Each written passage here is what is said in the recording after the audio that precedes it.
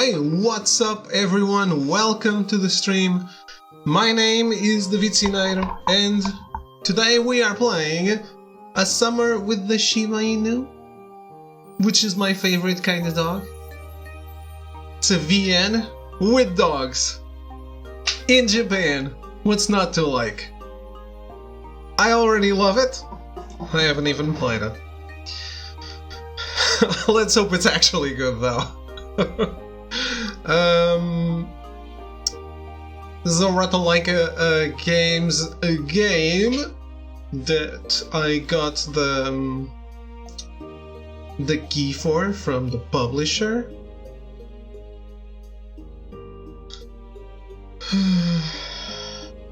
What is this? No, we don't skip anything. Not yet. In Canada, Sid once got into an accident by Spanialdina Avenue.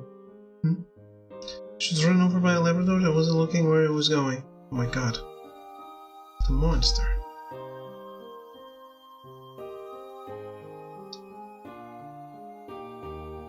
Alright. So, as usual, I have a guide to help me get the endings that I want.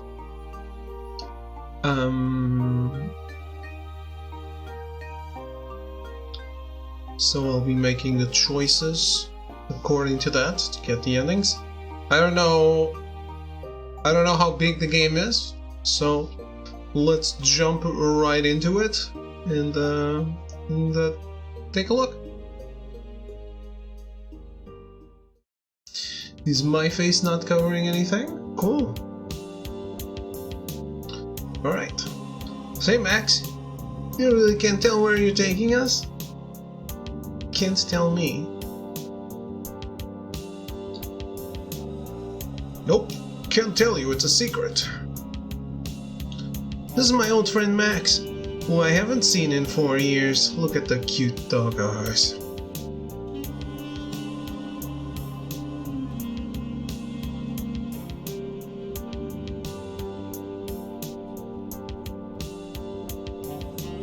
I want a Shiba Inu so much. I really would love to have a Shiba Inu or a Corgi. I hope this game has a Corgi. Yesterday he said he would take me to lunch and show me around the city. We're currently in the central zone of Taipo, the capital city of Shiba Island. A lot has changed since I moved away. Max moved here several years after I did, so I'm a little embarrassed that he's the one showing me around like I'm a tourist. Taipo is as bustling as ever, with the central zone being one of its busiest areas. As Max guides us forward towards our unknown destination, dogs mill around the street. It's so busy on the street that it's hard to avoid pushing against other dogs as we walk. Huge digital signs shine brightly even in broad daylight. Cute coffee shops, each with its own unique decor, catch my eye as well. One has lush vines creeping all over the storefront, leaving only a gap for the entrance. Through the gap in the vines, I catch a glimpse of what looks like more plant life and thick tree stumps that serve as tables. Hey, that place seems really cool. Let's check it out sometime. Max pauses to take a look as I point to it. He cranes his neck to look inside. Noticed it before too on the way to work. I'd be happy to try it out. So cute. The signal or the symbol to skip is the face of the dog that talked. It changes. A short walk later. Can I live in Shiba Island? I don't mind turning into a dog.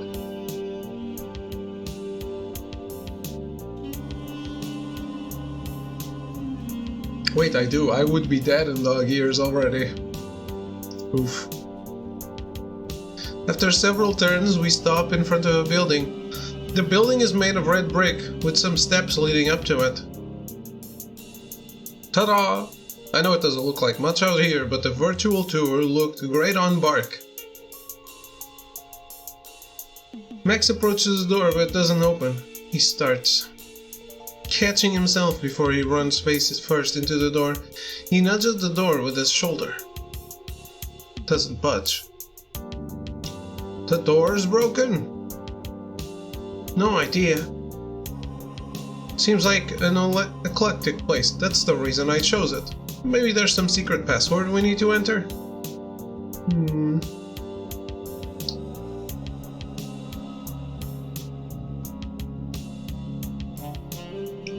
Can you look it up? Already on it. Max calls up his wrist phone menu, making some gestures in the air. We need to figure this out. Some reviews allude to something interesting we need to do to enter, but they don't say outright what it is. What's the place called? Just one letter, Q. Maybe it's closed today? I checked and it shouldn't be, and if they couldn't update the real-time schedule for some reason, that's really weird. Wait, what's that? Isn't that a doorknob? What? A doorknob? You mean... wait, I remember something. Oh, come on, it hasn't been that long. Why do I feel old? Because of the fact I've seen doorknobs before.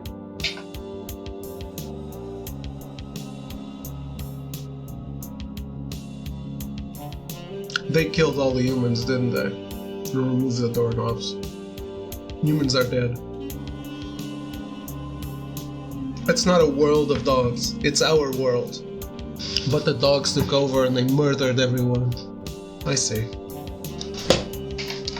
I sit down before the protruding sphere and grip it with both of my paws. I'm able to turn it without losing my balance. The door swings inward to reveal a staircase. Good thing knobs were phased out though. Whoever invented these things clearly did not understand the anatomy of dogs. It's precisely why many houses use them for rooms that puppies aren't allowed into. My parents used it for the pantry.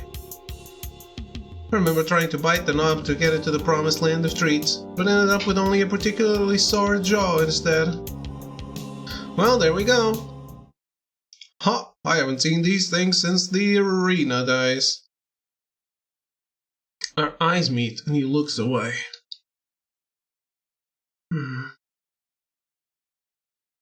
Anyway, we're here. The stairs lead to an area with wooden floor paneling. There are rooms that have a raised base separated from the main area with sliding panels. The panels have some membrane-like material that is thin enough to let light through, but thick enough that we can't see into the rooms. A dog comes up to us in red traditional dress. It's fashioned with several layers with a large golden button holding it up neatly over the dog's shoulder. Welcome! Hi, I called earlier and made a reservation. He talks with the server and we are led to one of the rooms. I hoist myself up the ledge and make myself comfortable on one of the cushions around a low wooden table in the center of the room. The server gives us menus and leaves after a courteous bow. Take your time. I'm guessing you haven't had food like this since you left. Oh yeah, what? I'd forgotten all about these. Order anything you like, my treat. There are a lot of options. I flipped through the tea menu. This place serves them with ancient methods, with multi-part clay apparatus that I never remember the names of. It invokes the image of my parents, pouring boiling water, steam shrouding their concentrated faces. There are a lot of rules about how long to steep the tea and the order of pouring water in and out. I never really paid attention when I was a puppy, and after my parents' generation it seemed like a lost art. If this place shows us the tea steeping process, I definitely won't let a second chance to learn about it pass by. Isn't it interesting that they still use these books as menus? I remember they were pretty much phased out along with doorknobs. Yeah, that's one of the things. Well, this place is known online for the retro atmosphere, which is why they only take phone reservations. No usual order screens either. It's really interesting how fast things have changed on the island. That Shiba is so cute. Though, maybe that's just my perception, because first of all, I don't know what's supposed to be normal nowadays. What's it like where you are living? They are kind of at a stage like when I left here, actually. You saw my phone. They have similar levels of technology in Canada. Though obviously my Shiba Island phone doesn't work there, but I kept it in good condition and just in case I'd come back, you know? Ha! You have a lot to see here then. Next time I'll take you out to a regular restaurant and you'll get to see how fast everything is. The server returns and we order some oolong tea to share. I order some egg crepe rolls with ham and corn, and Max gets the century egg and pork congee. As we wait, I ask Max about some technological changes. He shows me how to set up custom gestures on my new wrist phone, but I still treat it with caution. Call it habit, but I am hesitant to be gesturing in the air on such a large holographic interface. Serves my purposes to use the old touchscreens on a small phone. The hologram just seems overkill. Not to mention the companies that make these phones must be tracking so much information. They know what we read, who we call, where we are, what we buy. Somewhere, some team of data Shibas are making predictive models and segmentation analysis on this data. Damn them! Oh, sorry, I spaced out. Were you saying something? Getting confused by all this new tech? Maybe a little. Don't worry, it's a lot of information to take in. Here, try sending something to me, like this. Bobark talk. Acid doge.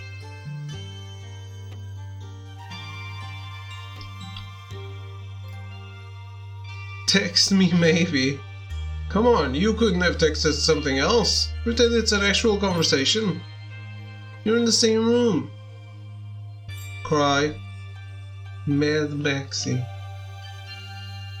Hey, let's take a selfie. No. As Max shows me how to install new software and customize my interface, we hear the server slowly slide open the screen door, giving us enough time to swipe away our hologram phone screens. 2 servers enter this time, carrying a tea-making set. The set consists of a large hollow bottom panel, with holes to let out steam from hot water. They begin a process of lining up various teacups on top of the panel stand. The dogs carefully place the tea leaves on the pot. They aren't using any measuring instruments, but the practiced way they gather and sprinkle the leaves shows impressive muscle memory. With one fluid motion, they pour steaming water in each of the cups. As the tea is steeping, our food arrives. I take a moment to simply look fondly at the egg crepe rolls. The way steam rises from under the soft crepe screen, the smell of ham misting out towards me. It really has been so long. It's so weird that I used to eat this almost every day, and now it's been years. I feel like I've gone back in time. Egg crepes are a simple dish, usually made in under 2 minutes by the breakfast stalls I used to frequent on the island. First, an egg is cracked and dropped into the surface of a sizzling metal plate. The cook then uses a metal spatula to smooth out the egg so that it's a thin liquid layer. When the egg is cooked around halfway, a thin crepe is laid on top of it and flipped so that the egg layer is on top and the crepe on the sizzling plate. Then, on top, the cook adds any other ingredients of choice, such as ham or corn. Once fully cooked, the entire crepe is quickly rolled up and cut into bite-sized portions with a spatula. That sounds yummy. That's not how I do them. Using the flat surface of the same spatula, the portions are then scooped up and swiftly placed into a takeout box. Hope you enjoy. You can try some of my congee if you want. I was feeling something light. During this time, the tea is ready as well, and I blow on the surface of my cup, creating ripples. My first sip is hesitant as I try to adjust to the temperature. After a few sips, I can feel the strong tea aftertaste on my tongue. Ah, this is bliss! We chat more as we eat, and I ask him about how the culinary norms have changed on the island. Apparently, most of the dishes I remember are still around. The largest change in cuisine is caused by the advancement in how food is produced. Max explains how nowadays a lot of ingredients can be produced synthetically, which reduces scarcity and seasonality. It is widely accepted that they are the same flavor and contain the same nutrients as naturally grown ingredients. I used to wonder why we have beef dishes on the island, but we've never seen an animal called a cow. I guess these synthetic flavors already existed 10 years ago, since beef has been around since before I was born. I just didn't know they were synthetic. I learned from Max that lately there's been a rise in restaurants that offer wilder experimental foods with completely new synthetic inventions. Max shows me some pictures on his phone and we decide on a restaurant to try out next. He warns me that some flavors might really surprise me. Even dogs that try these things now and then have trouble getting used to some of the most outrageous invented flavors. I asked him to describe something he's tried before, but it was hard for him to convey it in terms of foods I know. For example, one tasted like cinnamon and cabbage flavor mixed, but that doesn't really describe it fully. I can only understand when I have the chance to try it, I suppose.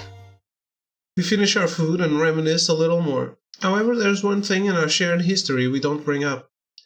I get an uneasy feeling that I should wait a little longer for me to ease back into the culture of the island first. Max pays and we exit the restaurant. I'm quite full and nostalgic. We'll have a lot of time to do all these things, right? Back on the street, it's even busier than before we ate. It's the afternoon. Dogs probably don't have much to do but relax on the weekend. As before, the smell of all types of food wafts out into the street, and evening food stalls starts being set up.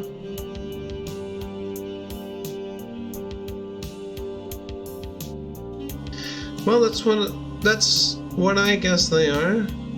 They look much more modern and clean. From the crash course in tech that Max gave me, they probably have automated ordering and all that, but the street seating and rustic charm remain. We push past a particularly crowded part of the street and I feel a tap on my shoulder. I don't really think about it, as it was probably someone brushing past me with their backpack by accident or something. I continue walking, when I feel it again. It could also be mistaking me for someone else. I turn around to check. Sid. Who are you? She's a smaller Shiba Inu, but something tells me that she compensates for it with her attitude. Well, she does have a beanie. Her gaze on me is steely, way too steely for comfort. It's concerning that she seems to have approached me with purpose. Hopefully she really just recognized me by chance. You don't remember me? She scoffs, discontent, written clearly in her expression. I'm not surprised, but I'm still disappointed. Now I have to waste time explaining things to you. What's going on? Some random dogs just came up to me. You're Moachi, right? I remember you. What? You? What are you here for? My business is with Sid, of course, not with you, but it's interesting to know that you two are in touch. She jerks her head to the side. Let's go somewhere more secluded, shall we? I don't move. Well, if it's something important, why don't you message me? I'll give you my contact info. I'll convince you quickly. In short, anyone can now challenge you to an arena. But I don't think many dogs know what you look like now. Only a powerful. If you don't come with me right now, I'll post your information online. I already filmed a video of you so everyone will know what you look and sound like. That's impossible. Sid, ignore her. Let's go. What did I do? Who am I? Maybe Max will be willing to hear her out.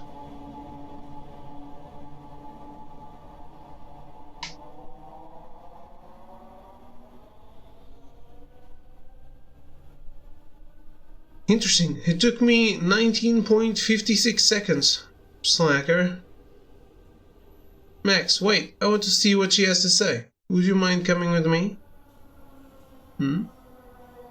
He seems to be thinking over what the stranger just told me, as well as his response. If you don't want to come, that's fine. I'll meet you when I'm done. Okay, I'll come with you, I addressed the stranger. I'll go with you and hear you out, but convince me quickly. The tense walk later. We headed to a nearby alleyway, Max looking quite reluctant and glaring at the Shiba Inu. They know each other. I wish I could ask him what he knows about her, but the best I can do is make sure nothing bad happens. I need information about this arena challenge she mentioned. Who are you? Sid, she's Hei Fen Hong. Huh? What? I looked the dog up and down. Up and down? Her face should be the most important part to recognize her, but I realize I haven't even looked her in the eyes yet. That's a task not made easier by knowing who she is. It's like my eyes are resting as I forced myself, against my will, to look at her closely. Her eyes a striking hazel, long lashes, her coat pale and fluffy. I lower my gaze. Yeah, now I remember. It's just been a really long time, and you've changed a lot. You should have smelled her ass. I'm rambling, yet trying to put on a calm front. As I was saying, now that you're back, it's a very interesting situation for all of us. You weren't supposed to just take the feather and leave. It's not like my leaving affected anyone. Instinctively, I scoff and protest, but I know it's futile. Easy for you to say. Anyway, now that's out of the way. She reaches into her shirt and pulls out her pendant. I avert my gaze again, out of habit. I don't like looking at the other's pendants because it feels like I'm intruding on someone's privacy if I look closely at what's on them. She moves closer and all but flashes her pendant in front of my eyes. I flinch away involuntarily. If you want to show it to me, it's not necessary. I don't need to see it. I start as I feel my pendant stirring in my jacket, or something is stirring where the pendant is. My pendant can't move by itself. That's impossible. My pendant flies out of its own to meet hers, and comes a glare of light so brief that I barely comprehend what's happening. Sid! Max's voice is the last thing I register before everything goes dark. 1 week earlier. Just one more snooze. I fumble on the desk for my phone. I almost drop it, but finally manage to grab it and turn off the alarm. As usual, there's not much time left before my deadline waking time. Which means after the 4 alarms that I'm allowed to snooze. Sneeze. Even though it's my last day of work, I should be on time. I uncurl myself from the chair, stretching my sore limbs. Well, this is certainly the last time I'm going to fall asleep at my desk. The room is dark, with only a sliver of sunlight entering from the bottom of the blinds, giving indication that it's daytime. I slide off the chair, turn on the room light, and gather items I need for work, which are scattered around the room. Keys, cards, cash, cell. I always say I should pack up the night before so I'm not scrambling like this every morning, but I never end up actually doing it the night before. I shove my bulky laptop and water bottle into my backpack. Then I fling open my closet and reach inside for the sweater I thankfully had the foresight to set aside. I can't find it. The days after I set aside the sweater, I had piled other things inside the closet over it. I shove away some of the other items, hats, papers, whatnot. Ha! There it is, my favorite gray sweater, a special outfit for a special day. Everything collected, I sit down on the ledge of my bed and just take a moment. Now is the perfect time to check my emails. Oh wait, I am already almost late. I'll just take a quick look. Vapor store... confirmation of your vapor purchase. Dear Sid Days, thank you for your purchase of Big Lunetta 3.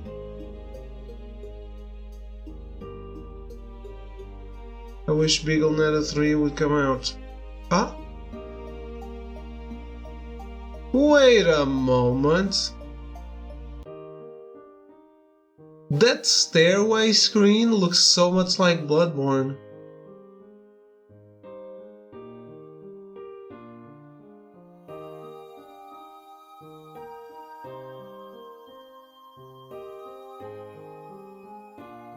It looks like Bergenworth Academy.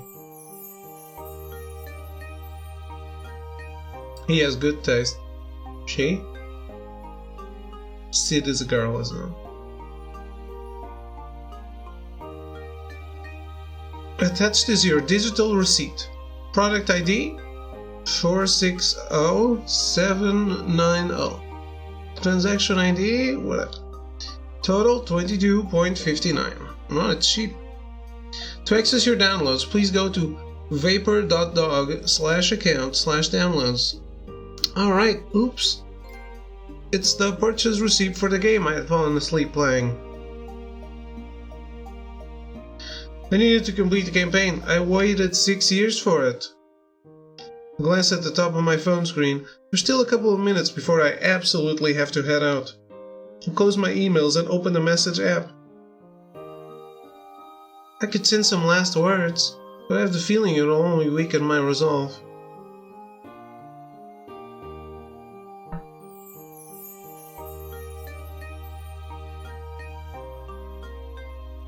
Make a manual save.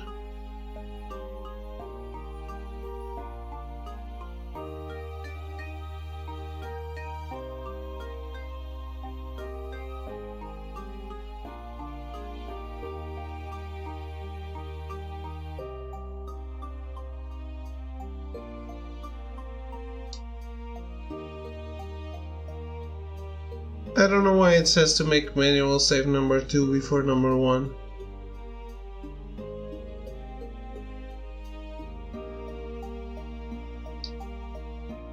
Maybe number 1 is for me playing the game?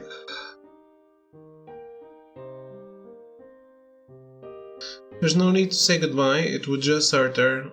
I should go.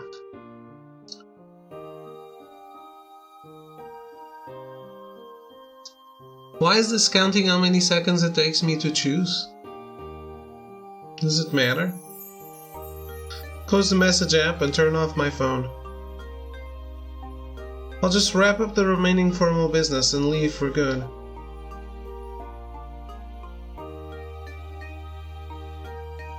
The familiar glass doors welcome me. I scan my fob key and step into the building. It doesn't feel like it was that long ago when I first entered these doors. I had been a fresh recruit, full of hopes and dreams of making an honest living for myself and contributing to society.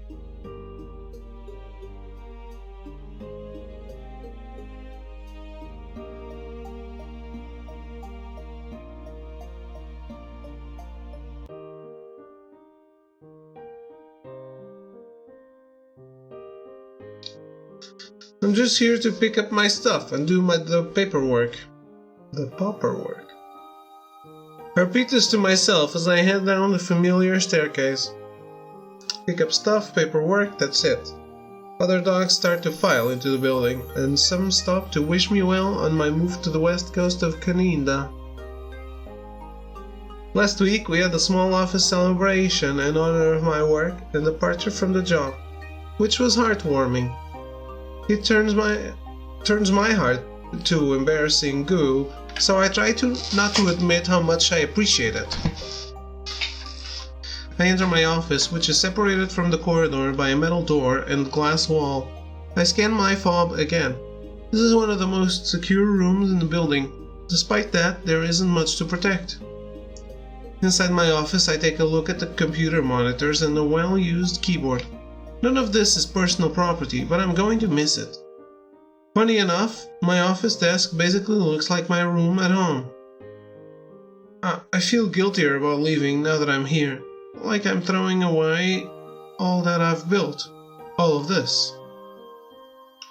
Surprising as it might be to the general populace, this research facility is responsible for a big portion of the technological innovation in Canada.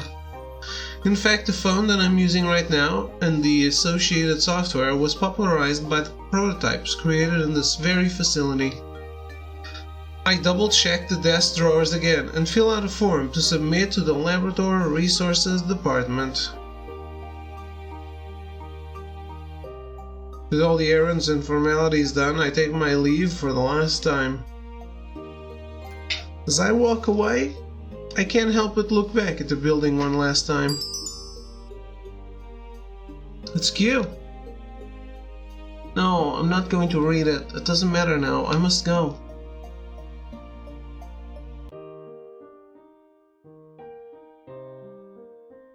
Back at home, I get a backpack with some living essentials and of course, my other set of keys, card, cash and cell that would allow me to get around during my travels. I reach into my shirt and take out my pendant. My pendant from Shiba Island.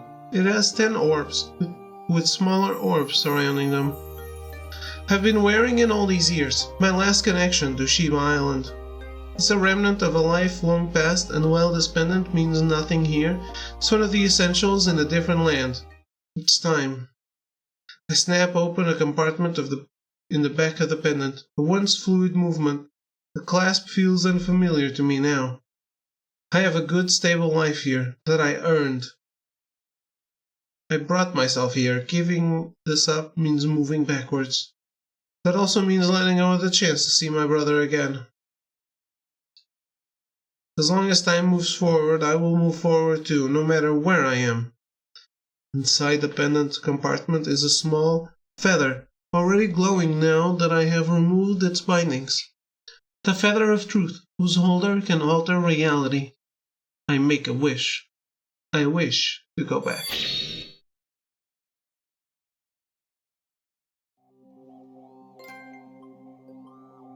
It feels as if I've stepped into a sauna.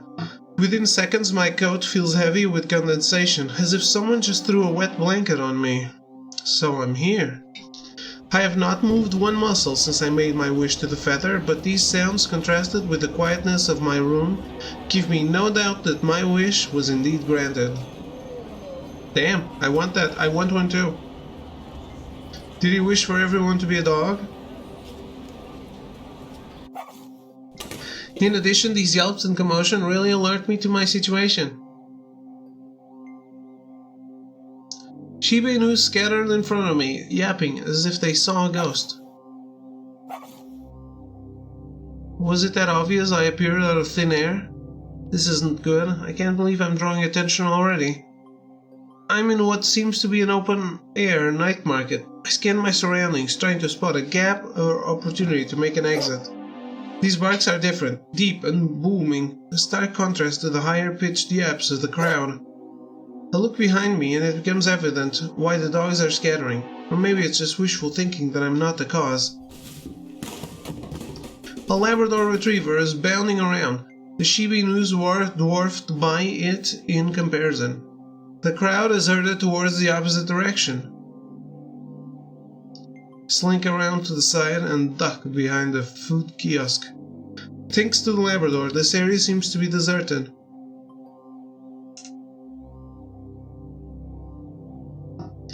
Now that I am undercover, I sneak my way towards what I hope is an exit.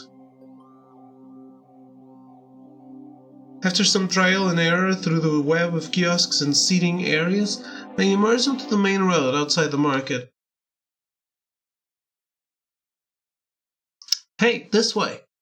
The voice comes from behind me and I start, my fur rising on end against my will. What the fish fillet? Someone followed me without me noticing?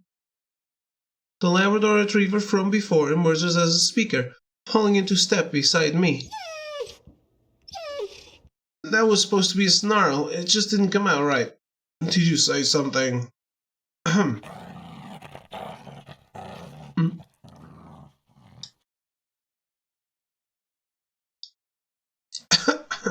I hope that was menacing enough. What do you want? To help you, of course. I'll guide you somewhere safe. What? Who is this dog? I'll just feign ignorance for now. Somewhere safe? I think you've mistaken me for someone else. Hey, Melty, how are you? Oh my god, it's the Persona Fox! I don't want to be rude, but I know you've been away for a long time, so you probably don't even know where you are. The Labrador's voice is soft, quite a contrast from her towering physique. Well, I'm quite used to this height difference in Canada, but seeing her towering over the crowd of Shiba Inus earlier amplifies the difference. Playing weird VNs, David? What a mad lad, you know it.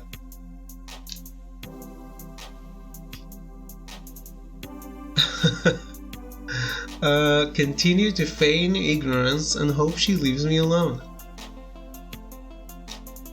This is getting creepy. It's like she knows who I am. What does she want? Well, I'll just pretend I don't know what she's talking about. I'm not going to reveal any information I might regret. You're not wrong, I'm just trying to get my bearings here. So, could you just point me to the closest Mastiff rapid transit station? Of course, but before that, I want to ask you some questions. Okay, never mind. This is getting weird. I should just find the MRT station myself. How goes it for you, Melty? How are you doing? Just want to help you, Miss Feather. What did you say? That's not my name. You've definitely mistaken me for someone else. Sorry, let me try that again. I didn't want to be so direct. But you didn't get the hint. Could you speak up? I mean, Sid, bearer of the feather, I want to help you. Fish bums, she really does know who I am. Okay, you want to help me? You say so. You say, so I'll ask this again. Why don't you start by guiding me to a Mastiff rapid transit station? Don't worry, I will, but first I want you to take this. She produces from her pockets a wristband of sorts. It's a wrist phone. I'll contact you with it, and you can reach me in turn. Thank you, but why do you think we'll be in contact after this? There's no reason for me to get involved in whatever it is you want. Well, for one, I guessed it could be troublesome if dogs knew who you were back on the island, so I created a diversion. That's not reassuring at all. She knows way too much about me. Who the fish bones is she? I need to learn as much about her as possible. I know you could really use my help. Just kinda woke up. Okay, what time is it for you? You ever played a Hatoful Boyfriend, Melty?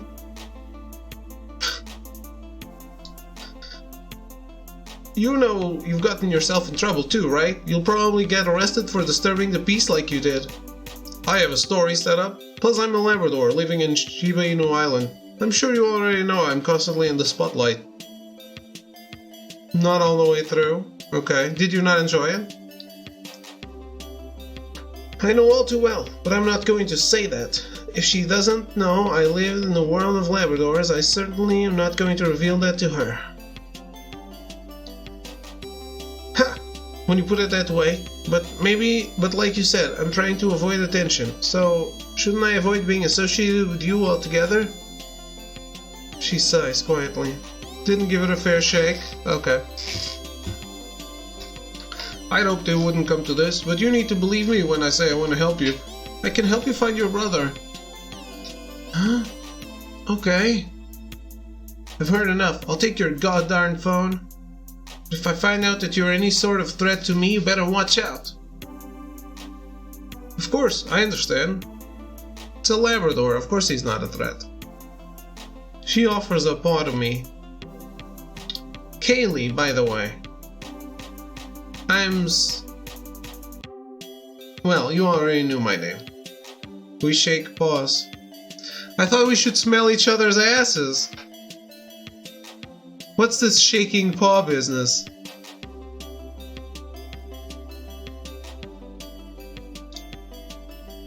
The Labrador just smiles mysteriously and gives me detailed directions to the nearest MRT station. The DG station, huh? That means I appeared kind of far south. Good thing it's in Taipo, though, where I need to be. I headed to the station while the lab heads off her own way. So many thoughts are running through my head. The entire encounter still seems unreal, and it's something I could never have imagined happening. Gah, Sid, focus. First you need to get to Max's. I find the MRT station according to the lab's directions. Thank dog the directions were accurate. Large hovering signs point out directions to various transit lines. Although I have been in this station in the past, it seems much larger than before, the layout having been expanded and rearranged. I slip out my pendant at the gate, scanning it to pay so it will allow me through. I keep the pendant face down and hope that no one thinks it's strange. There is a large interactive display, and I see that there are many more lines than before, basically crisscrossing the entirety of Taipo and the outer metropolitan area. I place a paw on the destination and a route draws itself on the digital display from the current station to my paw. I follow the instructions to the correct platform and the transit arrives shortly. Sometime later. What time is it for you, Mounty? The ride is smooth and I emerge up north of the city without incident. 9. Holy shit. Didn't realize it was that early. It's a quieter residential area. My destination is sandwiched between other similar buildings that were built to be tall and narrow rather than take up the ground level. Approaching the well-memorized address, I feel more and more apprehensive with each step. A promise is a promise. This is the only place I can go. There is an intercom panel on the ground floor. Scrolling through the names, I find the correct one. That's the one. Taking a deep breath, I tap on it. The doors slide open shortly after I tap on the panel, but there is no further response or communication from it. Does Max still live here? I can go in, but what if it isn't Max that just buzzed me in? I hesitate, less than ideal scenarios running through my head. I take a deep breath. Stop it. There's only one way to find out. I step into the open door and onto a lift so small it could only possibly fit one dog. Well, one Labrador Retriever, 2 Shiba Inus. Oops, I still can't help but think about it in terms of Caninda space. Soundlessly, the lift rises and I am a bundle of nerves. My stomach churns or nothing. I really do hope it's Max. The intercom might not have two-way communication. My old residence did, but I can't assume everyone has it, even after all these years. I do still have his number on my old phone, but I wonder if my old phone balance is still valid. Before I can decide whether to attempt calling ahead, the lift comes to a halt. No other way but forward. I step out into the narrow corridor. Doors line the corridor and I take a look at the order of the numbers before heading in the direction of the number 13. Just as I raise my paw to knock, the door swings wide open. Mew? Max? Sid? He ushers me in and makes sure the door is closed securely. Look who it is. You're finally back. I've been waiting for this moment all these years. It really is him. He's here. He's kept his word. I'm so relieved. I'm so happy to see a familiar face. Think Throw is going to play Returnal? He said he was waiting for reviews, but I think reviews have been positive. Or impressions. I don't think I actually saw reviews.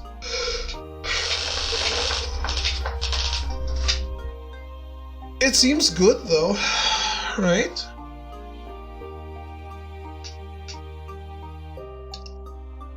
I reach out my paws to embrace him. He obliges and I eagerly hug him close. He smells like honey and cream, and I notice that, under my touch, his coat is as sleek and shiny as ever. "I'm so happy to see you." Max just yaps happily, wagging his tail so vigorously that I can feel it moving him side to side in my embrace. "Yeah, buddy, seems good." "Yeah?" It's housemarked, man. I usually trust them. I know it's a different kind of game for them, but they seem to know how to make a good, fun game, at least. Max helps me settle into the place. It's quite cozy, and despite the modern exterior of the building itself, he's decorated his rooms with vintage furniture and flourishes. I get a feeling he's really into the vintage aesthetic. Maybe he's making a comeback on the island now? Right? It's making a comeback.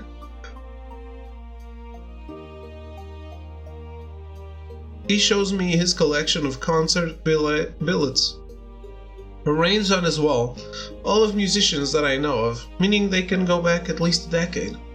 They go back. Remember Jay Chow Chow? Oh, of course, I remember when we'd watch his music videos back then on our flip phones. The days of 360p, yeah. It's a really nice apartment compared to Max's old one. I suppose his final ranking allowed him an upgrade. He gestures me over to his desk, and as I peer on, he sweeps aside a pile of old records. Then he wiggles under the desk to activate something. There's a hiss and the panel slides open on the surface of the desk. It's a touchscreen panel, glowing faintly with a green tint. I can see my reflection on it, along with some menu icons that I cannot make sense out of. It's a security system. Pretty sophisticated, eh? No one would suspect there would be such a system in an apartment like this. The door is actually secured with hidden bars that can be controlled from here, and there are sensors programmed to detect living matter other than you or me. He goes on about the security measures and gadgets, but suddenly I cannot find it in me to focus. I'm really hoping he didn't do all this for my return, but it's the most obvious explanation. I take a deep breath, holding a paw up to signal I want to speak. Takes Max a brief moment to notice, but eventually he stops in the middle of his explanation. "Max, I really appreciate your preparations." My throat feels closed up, and I swallow and chew on air to make it possible to continue speaking. I just want to... how can I put this? I just want to reiterate that this could really be dangerous for you. I want you to reconsider it. Sid. I think some dog is following me, and I have no idea what she wants. Sid? Sid, it's okay. I've always wanted to be able to finally help you. I promised you long ago I would stand by your side even if the world turns against you. And now you need to let me do that, please. His eyes are warm and I compose myself. I can't be weak. I need to be calm so I can make the best decisions for Max and myself. Alright, but I need to tell you about the Labrador I met today. She knows a lot about me. Start from the beginning. You know I used the feather to get back to the island. I reappeared in some night market near DG Station. First thing I saw was this huge crowd of dogs all running away from me, so I thought it was because they all witnessed my grand appearance or something. I don't even know if I appeared with a light or a poof or smoke or something, but I'm pretty sure I appeared out of thin air. But it turned out there was a Labrador just causing a ruckus, so I sneaked away. Then the lab just appeared behind me. She said she made a distraction on purpose because it would be inconvenient for me to be noticed. She even knows why I'm back on this island. It's very, very unnerving, even to me. Max nods his head solemnly. I might have made a mistake, but she gave me a wrist phone and I took it. I take it out of my pocket and show it to Max. I hadn't put it on yet. He takes it gingerly and examines it from every angle before waving a paw over the central watch face. Never really looked at a wrist phone up close before and take the opportunity to do so. The circular face, rather than being a screen itself, holds a light source where a hologram is projected from. First it was the cock game, now the Shiba game. I'm scared for what's next, to be honest. Next is the pigeon game. Chimpy, thank you so much for resubbing for 4 months. Thank you very, very much, man. I appreciate it a lot. How are you doing? Hatoful, oh god. I'm kidding, though. I'm kidding. I'm not playing Hatoful. Next is the Turtles game. Teenage Mutant Ninja Turtles. No. I don't know what's next.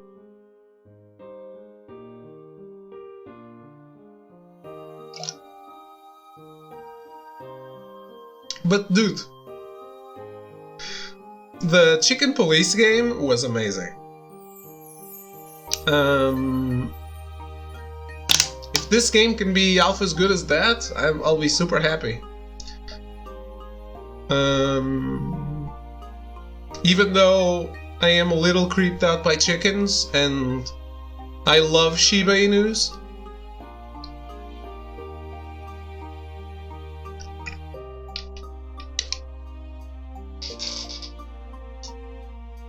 Okay, been kind of busy with school and work one day at a time. How about you, David? How have you been? I've been good. My grandmother is 85 today, so I'm very happy. I already visited her. She was doing good. Maybe I'll go by again after the stream. Depends on when I finish. Happy birthday to her. Thank you, thank you. So, other than that, I've slowly started to do photo shoots again. Actually had one today, but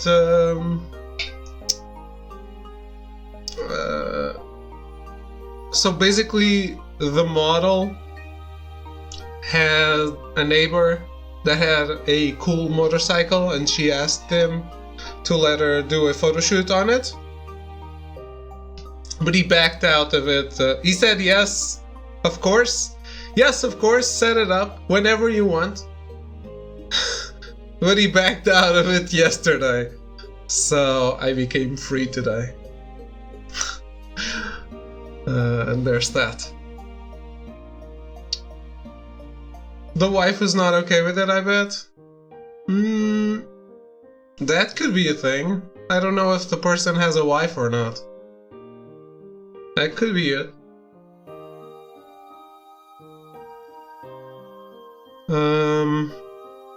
I should ask the model about it. That could totally be a thing that I didn't consider. So I don't even know if it's going to happen on another day, if it's not going to happen anymore. We'll see.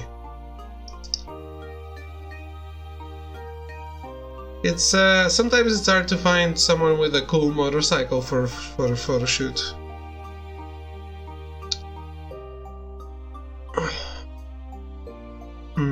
The circular face, rather than being a screen itself, holds a light source where a hologram is projected from. But yeah, my last Saturday I had an event, a photo event. The next 2 Saturdays I have events too, so at least there's that. The hologram functions like a screen of any other electronic device, but it's much larger and can be put away at a simple touch. Kinda looks like a fan unfolding and folding back.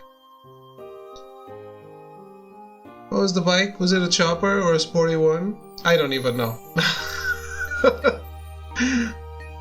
She just said he has a really cool bike and we need to do a photo shoot on it, and I said, yeah, well, let's do it.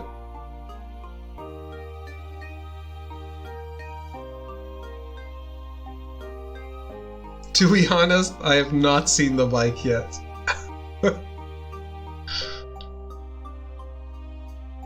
Any kind would be good for me. Just adapt. I angle my body away gradually until I cannot see the contents of the screen. There's some sort of view angle limit, which works great for me. Sometimes I might be typing or reading questionable material, but even if not, I don't want dogs seeing it. She told me to contact her with this. Do you think I should? I'd probably do it anyway, even if Max doesn't agree with me. I'm not sure how dangerous it might be, and I don't want to compromise the safe house. She did mention my brother, though. I just want to find out what she wants. Max is still holding the wrist phone, so I huddle close to him to read and use the menu. I hesitantly touch a paw to the screen where it says messages, and it opens the corresponding app as Max looks on. It's empty, so maybe there's a contact list? I scan the interface, but there is no back button. I press the size of the screen, first left, then right, but it's futile. You should still do it, but on a tricycle, just for shits and giggles. Nah, it's supposed to be like a sexy shoot. I'm not doing it on a tricycle. Also, I don't have a tricycle.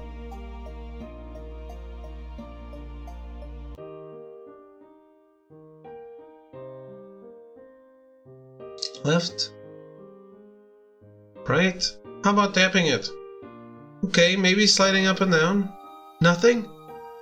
Max, you've been grinning at me for too long. A little help here? You can set up any gesture you want to return to the previous screen, but the default is the face. He taps on the wristband face where the hologram is projected from. Oh. Alright, let's find this lab's contact info. Are you sure you want to get in touch with her? Do you trust her?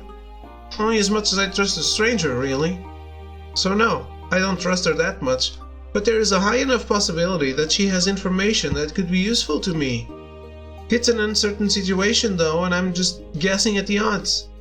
It does seem oddly specific that she knows the main reason I'm back here. The risk may well outweigh the potential gains. Again, with the words potential, possibility, uncertainty, I'm getting deja vu. So cold, calculating. Just the arena training kicking back in? Information on the reason you decided to come back. I snap out of my thoughts as Max starts to speak again. I don't mean to pry, but I'm wondering, what was the reason? You noticed what I said, huh? Well, the truth is, one of the reasons I decided to come back now is to find out if my brother is alive. Your brother? Chuen, was it? Right, he disappeared after the last arena. Yeah, I just have this regret that I didn't even bother finding out what happened before I just up and left. Damn it. This has an intriguing story. It's not just slice of life, like most VNs. I understand. I'll help you find out what happened. Wait, so this lab, she said she knows something about him? She was so certain about it, so while I have no idea of her intentions, she could either be a powerful ally or an enemy. Either way, I suppose it's best to contact her, so she won't blindside us if she's an enemy.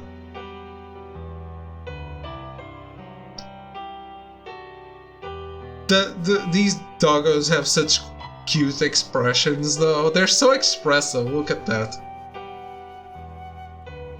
The eyebrow. This kind of reminds me of some weird Murakami novels. Really? I've never read Murakami, so I don't know what the novels are about.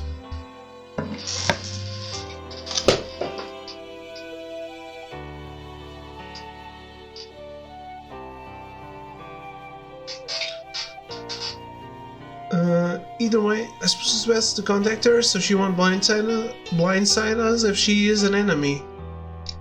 Of course I leave this up to you. You've taken me in, and I don't want her to follow me back here and jeopardize the place.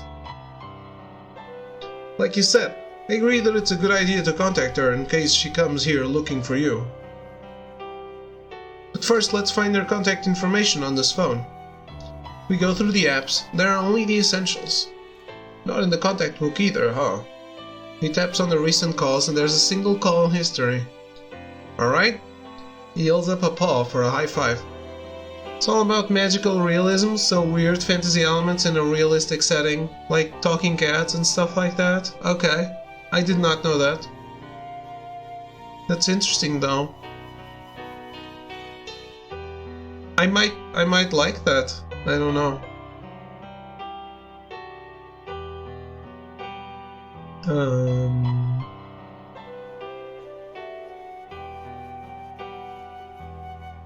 What would you say is the tone of the novels? My favorite writer, actually? Really?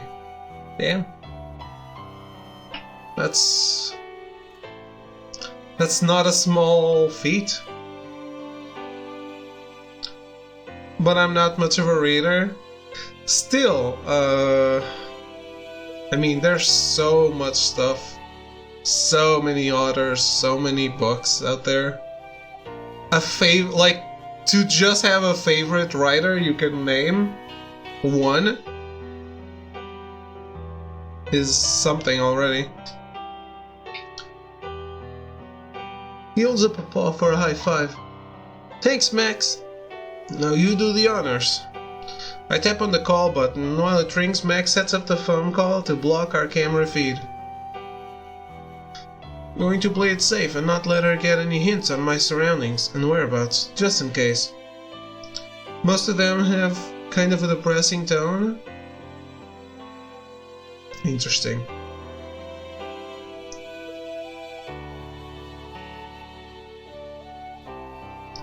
Maybe I should give one of them a try. Is there like a short one that you think is good for a first read?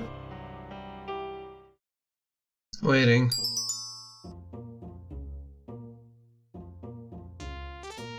Hey, good to see that you made it somewhere safe. Yes, actually? Which one? Why did you want me to contact you? Like I said, I want to help you. And how exactly? Well, as I said, you probably want to stay under the radar. An eye-catching Labrador like myself would be perfect for distracting anyone on your trail, no? I roll my eyes, making sure she can see my skepticism. Well, I agree, you are definitely eye-catching. From the corner of my eye, I notice Max trying not to smirk widenly. They're so fucking cute. Uh-oh. That is not what I meant. But that will make it even more difficult to stay under the radar if anyone on the outside makes a connection between you and me. So based on that, how really could you help me? That's what I was hoping you would tell me, Sid. What actions do you plan to execute? How can I help you achieve it? I still don't understand her real intentions, but she does seem sincere. I need to carefully consider what I say.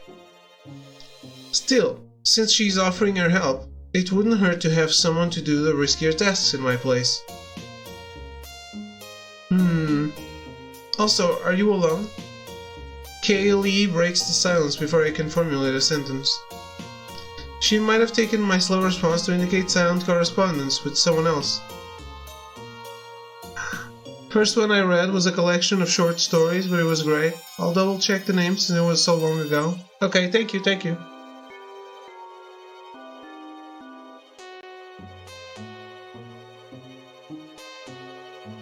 No, I'm not alone.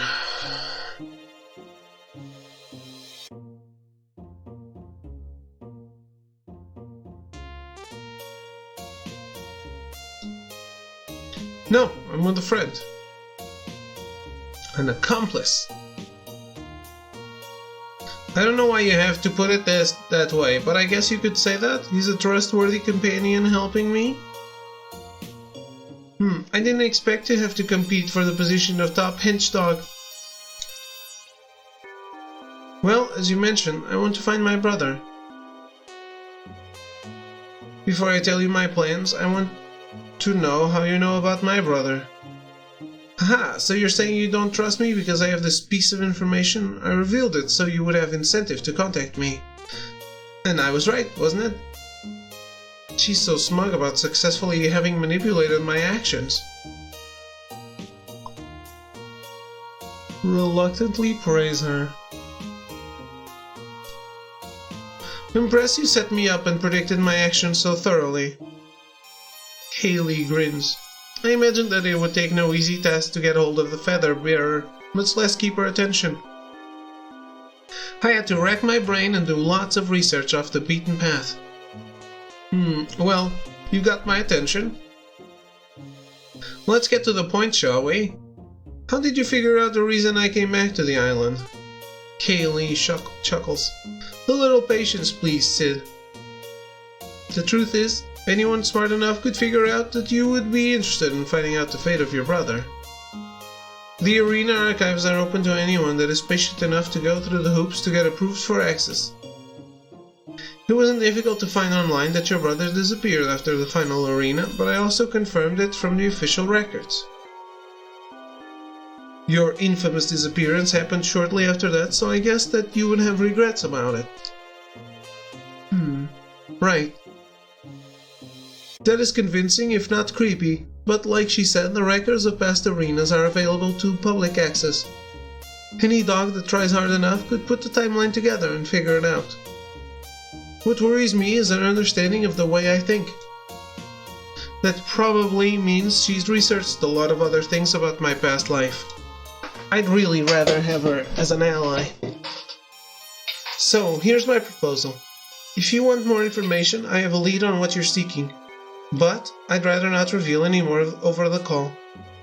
Meet me at DG Station, the stall where I found you, tomorrow at noon. A lead? But with that, the call is terminated. That was sudden. Well, what matters is that she says she has a lead. I'll go meet her tomorrow. Be careful.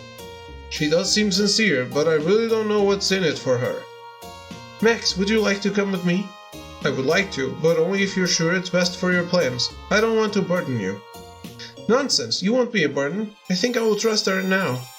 And let her know about you. Of course, if she tries to threaten you in any way, that trust will be over. Sid. After that, we quickly plan out the transportation and prepare to sleep. Max insists I take the bed while he sleeps in the living room, and after some protest, I accept. Well, dogs can share the bed. It's been a really long day. So strange that just this morning I was still in Canada with my job, having to work for a living. I just threw all of that away, and soon enough I'll find out if all that was worth it.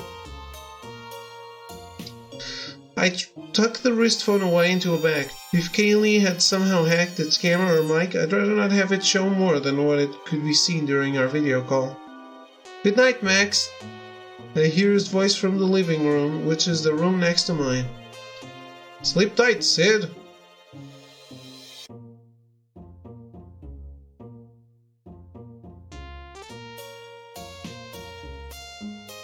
And with that, I close my eyes and sleep soon takes over me.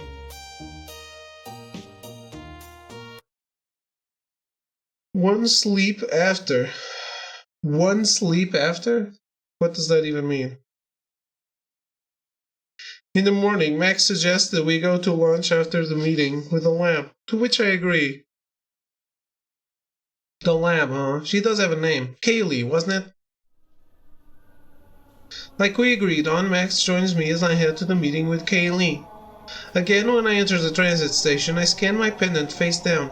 I don't want more unwanted attention on my movements if dogs see my full pendant face. That is, in addition to Kaylee's totally unwanted attention. Okay, got it? Blind Willow, Sleeping Woman. It took a while because the book was lent to me by my English teacher back when I was 18. I don't actually own it. Plus, he's written like 50 books, so I had to do some research. Should give it a shot if you like this kind of stuff. Really cool. Okay. What? Where's my mouse? Blind Willow, Sleeping Woman.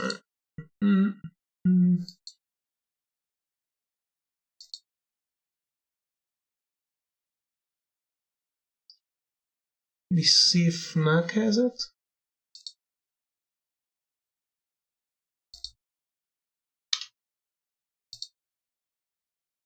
It does. The author's third collection of short stories.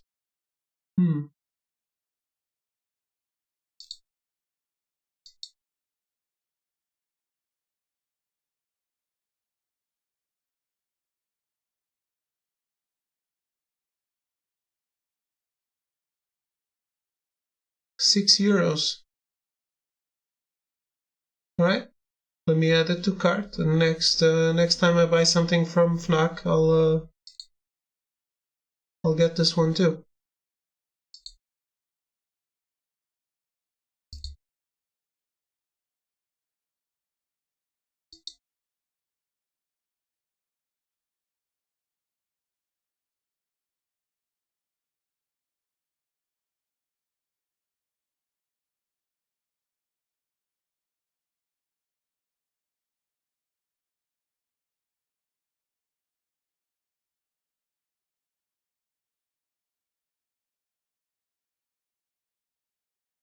Alright.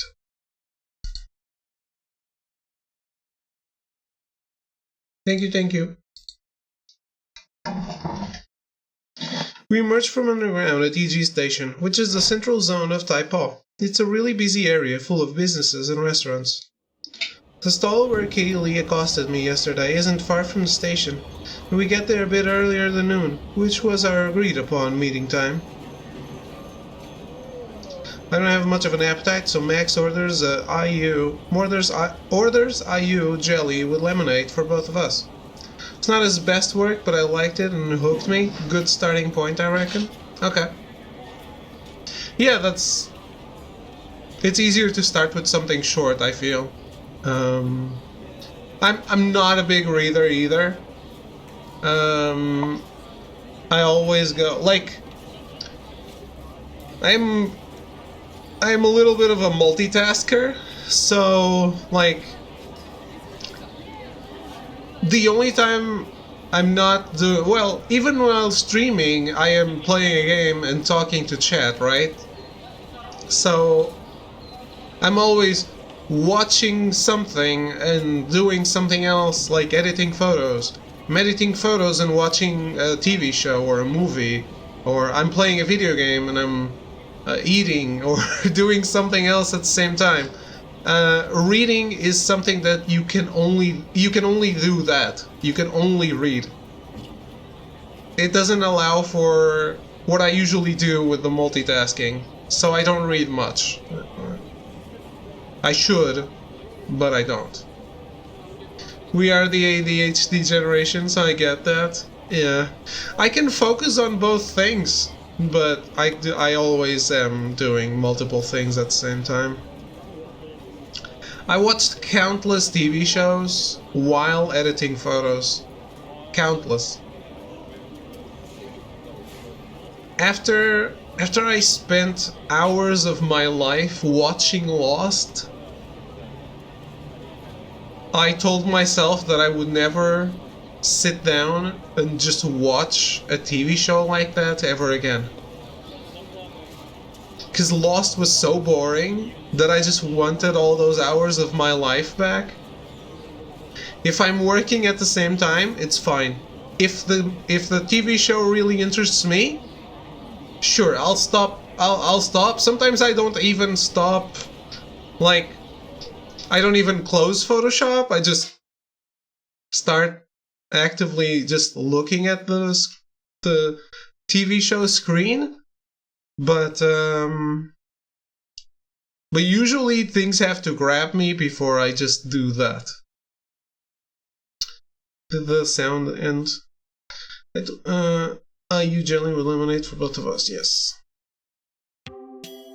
Shortly after, Kaylee strolls down the lane. It's immediately noticeable. Such a large dog living on this island where nothing was made to the scale of her size. It's because you put your time eggs in different baskets, you never feel like the time was fully wasted? Exactly. Like, I watched the entire show of Star Trek. I would never watch it I would never have watched the original series of Star Trek. But because I watched it while editing photos, it's fine. I was editing photos with Star Trek in the background. I was... like, the photos were the main thing.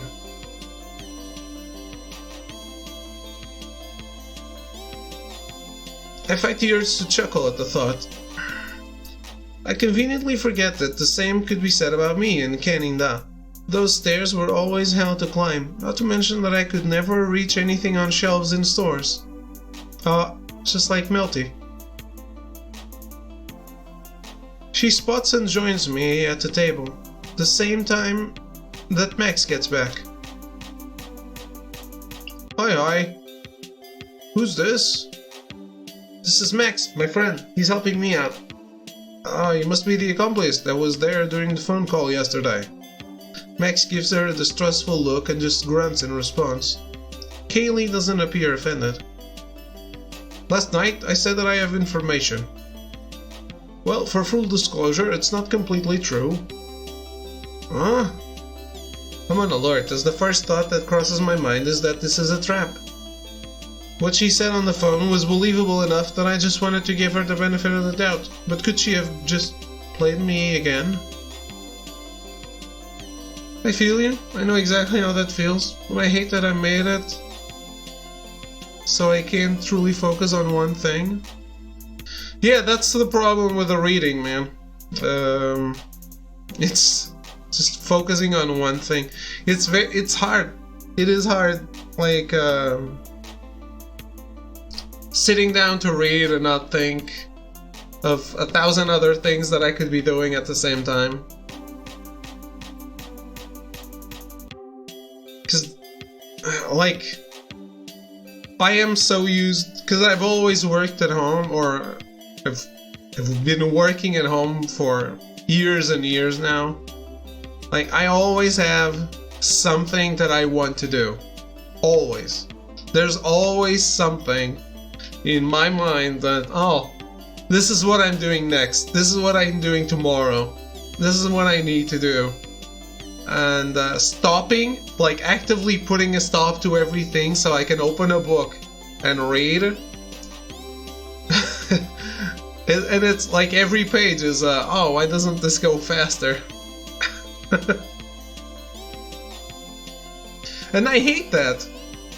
I hate it too. Because it just means that I can't enjoy it as much. Even when I'm enjoying it. But, yeah. Chimpy is here. Oh, man. How's it going, Cement? How are you doing?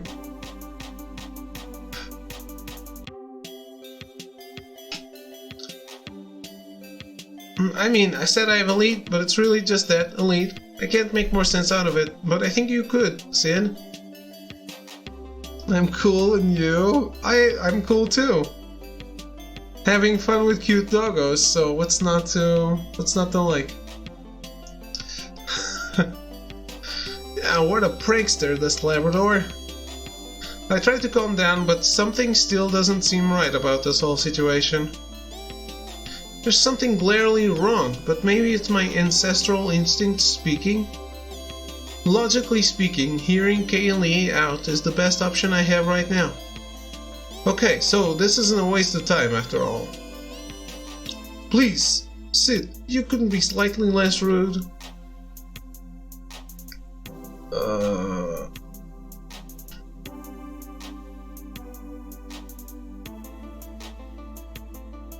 Apologize to her?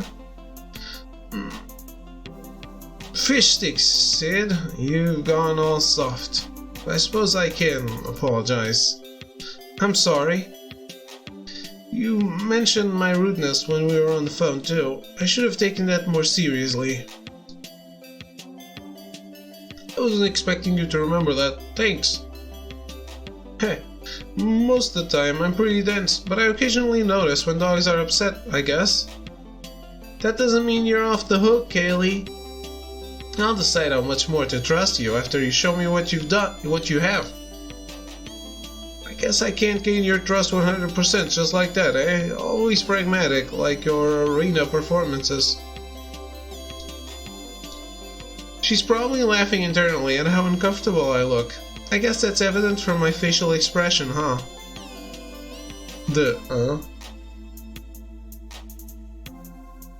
But she obliges me and takes out a thick envelope from her bag. She slides it towards me. I gingerly take out the contents. On the top of the stack is a blurred photo.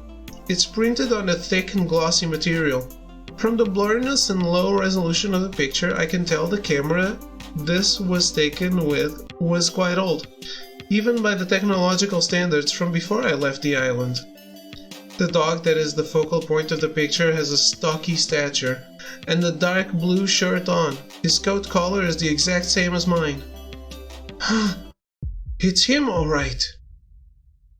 Shun Wen. When was this taken?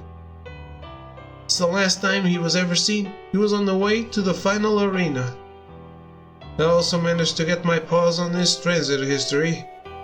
I sift through the contents of the envelope. Under the printed picture is a thick, stapled stack of what looks like a spreadsheet. The print is tiny, with rows and rows of dates so close to each other that I have to hold the paper up to my face to inspect it. With your opposable thumbs? Even with a cursory scan of the information, I can tell that 2 stations appear and turn frequently. KH station and NJ station, huh? With an even closer look, I notice that they appear at 9 in the morning and 5 in the afternoon, respectively.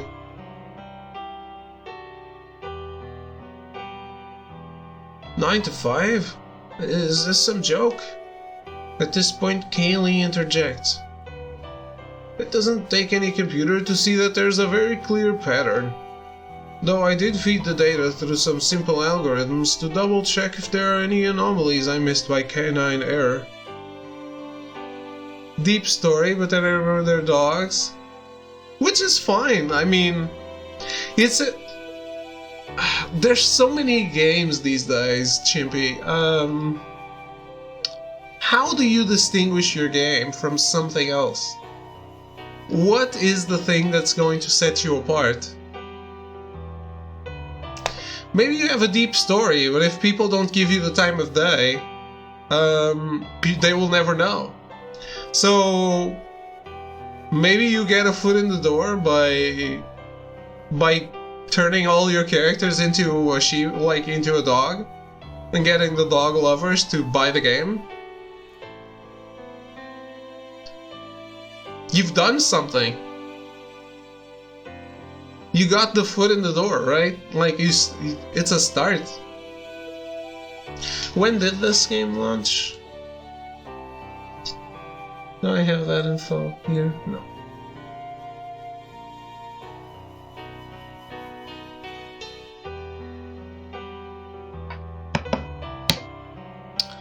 This isn't from this year, for sure.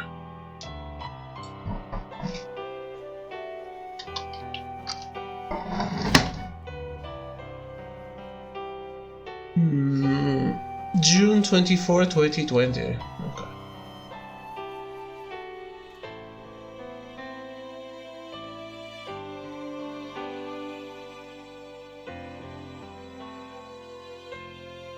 I'm done with the dog stuff. It's just when they start trying to be overly human, not in the emotional sense, in the physical.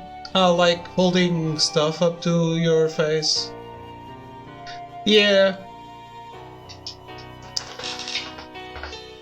No, I get what you mean. Like, they were shaking each other's paws and I was like, no, it's a dog. They should smell each other's asses.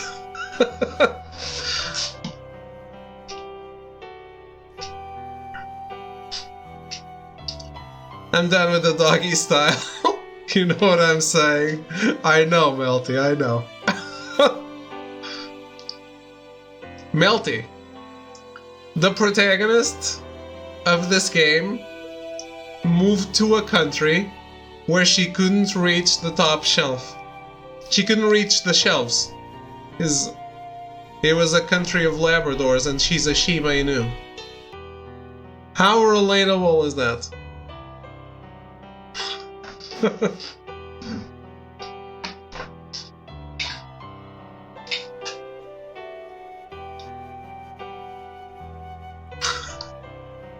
My mind is blown. She moved to Canada, where there are no Shiba Inus, only Labradors. Even climbing upstairs was hard.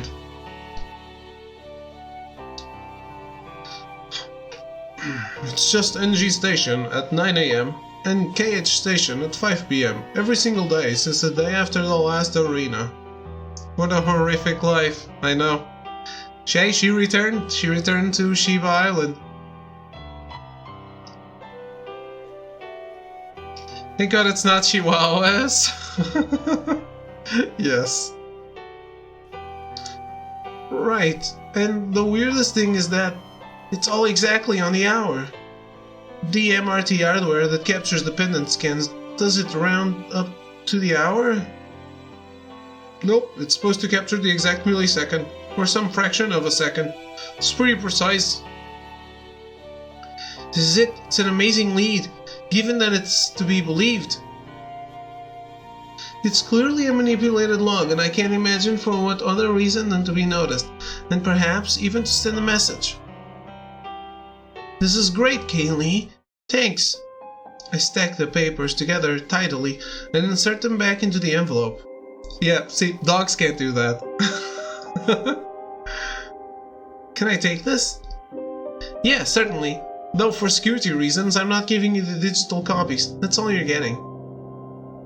That's fair. Wouldn't want a leak or something.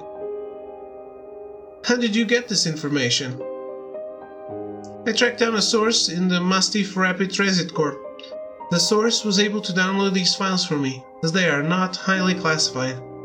Anyone who has basic customer service tier access could get these logs. However, the pattern might indicate that your brother is able to hack or manipulate the transaction logs, which could potentially draw the attention of the Mastiff Rapid Transit Corp.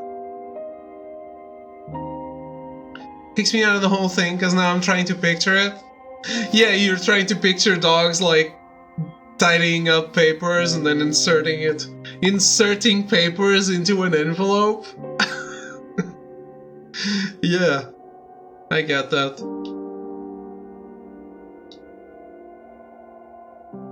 Yeah, if it was like Chicken Police, where everyone had a human body with an animal head, but it's not the case here. Like, they have regular paws. They just wear jackets. Of course, I convinced the source to keep quiet about this discovery for now. Heh, I wouldn't put it past him to have hacked this pendant or transit entry gates to automatically deduct the... Wait, I take out the spreadsheet again and look at the balance column. Silly me, now that I think about it, this might be a clue. Since the beginning of the log, the balance has only been going down linearly as far as I can tell. A quick graph could confirm that. And on the very first day, the balance was a hefty sum, more than enough to cover expenses for not only transit, but all aspects of a dog's life on the island. Where did he get these tags? Actually, the answer seems obvious. He probably was able to acquire all the currency he desires, somehow. Ah, yes, the balances. Quite the wealthy one, your brother. I did a quick visualization of the data, and it is a straight line going down. The fares are deducted each day, every single day. I didn't notice any anomalies other than the huge sums of tags he could afford to load as balance. That was the extent of what I could observe. You know your brother better than anyone, so I thought that you could make more sense out of this than I could.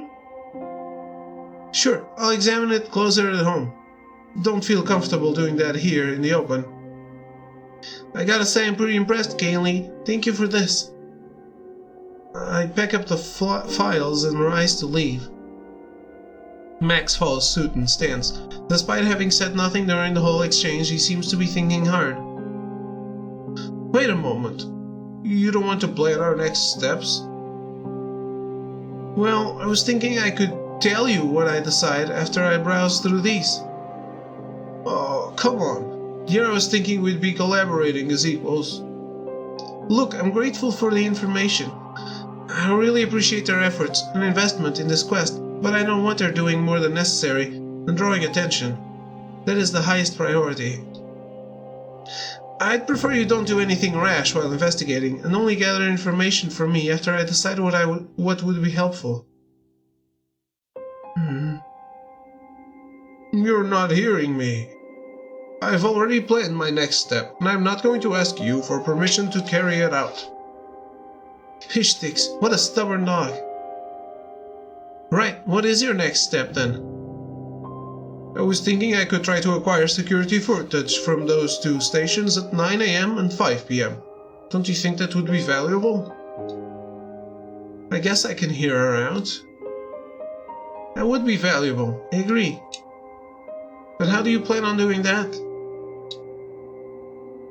I imagine that security footage requires high clearance, so I don't want you to do something that draws too much attention, you hear?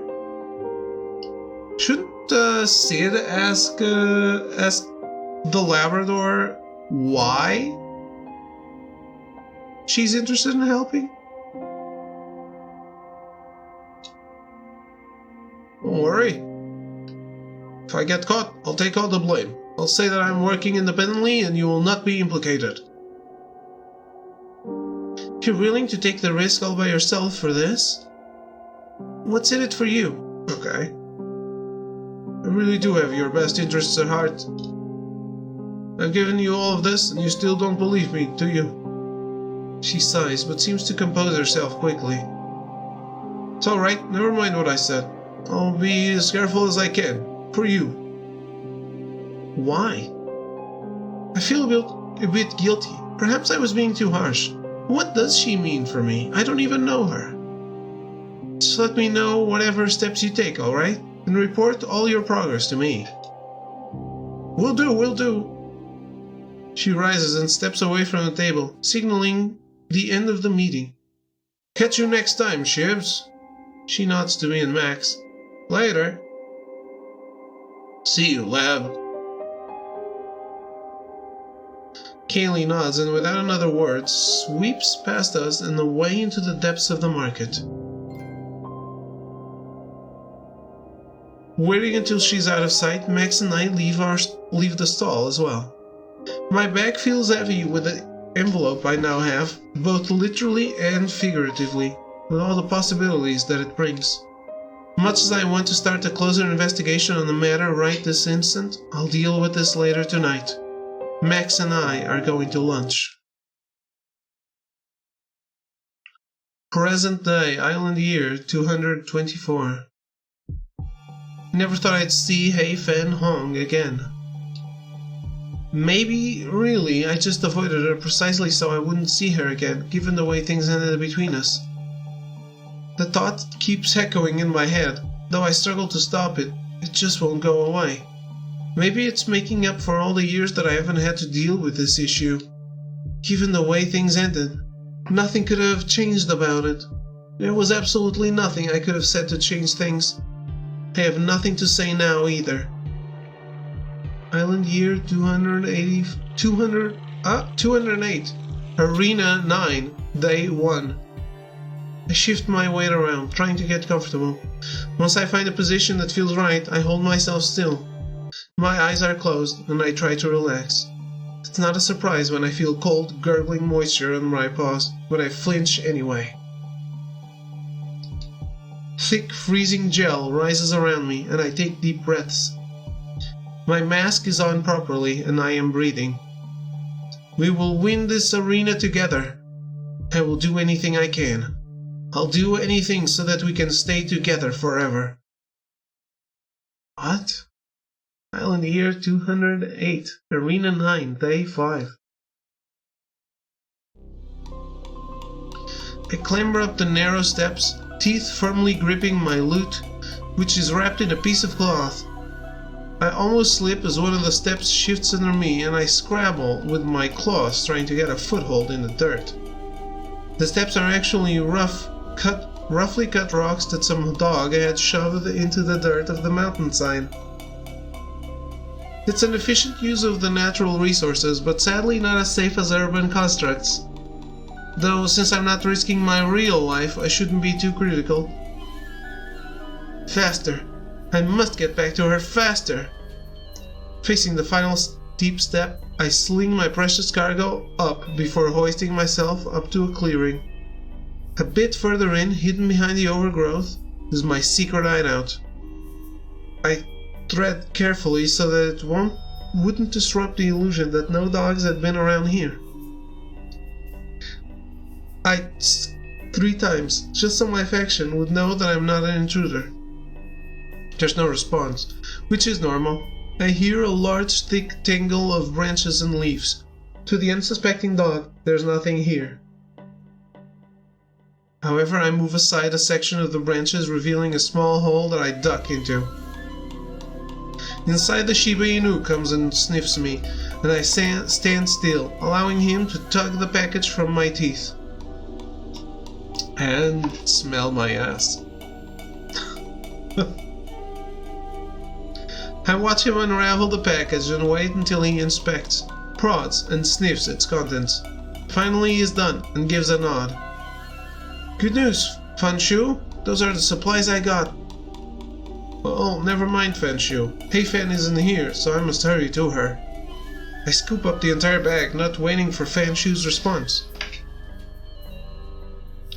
Hastening further inside our plant-enshrouded compound, I approach a blanket-covered figure laying on a bed of carefully layered leaves.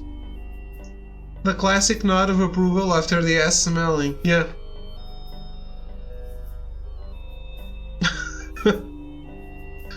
Very classic. I move aside her, careful not to jostle her, and nudge her cheek with my nose. Hey, Fan. The pale Shiba Inu looks up at me groggily. Did you rest well? You still look... much better, really. But I'm glad you got back safe. I show her the supplies, one of them a bottle of wound-treating solution. Here, show me your paw. It's much better now, like I said. She pulls her paw out from under the blanket and shows it to me. As she said, the wound has healed drastically. That doesn't mean you don't need the best care, Hey-Fan. We can't have anything go wrong at this stage. I soak a clean cloth with a wound-treating solution and take her paw gently. Hey, Sid, wait! She jerks her paw away and I'm left holding the cloth over thin air. What's wrong? I just can't justify using something like this right now. Panshu didn't tell you, but he got a nasty scratch from a trap yesterday during his rounds. He really needs it more than me. I tried to take her paw again. You looked fine when I came in, and there's more than enough to spare. No! I said, I don't want it! I stare at her in stunned silence, her shout ringing in my ears. Finally I gather myself and stand up. Alright, I will go help Fanshu with his injury. But can we talk after I'm back? Suit yourself. I march off, my shoulders stiff, to stop myself from shaking.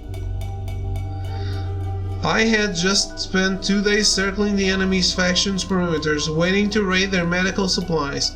Of course, I'd also gathered a lot of intel on their strategies and movement patterns.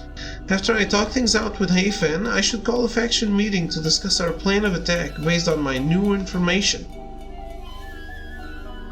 Hey, Fanshu! Hey, Sid, how's Hey-Fan? Her wound is healed quite well, and she insisted that I use this on you instead. What? Me? I don't need that, I'm not hurt.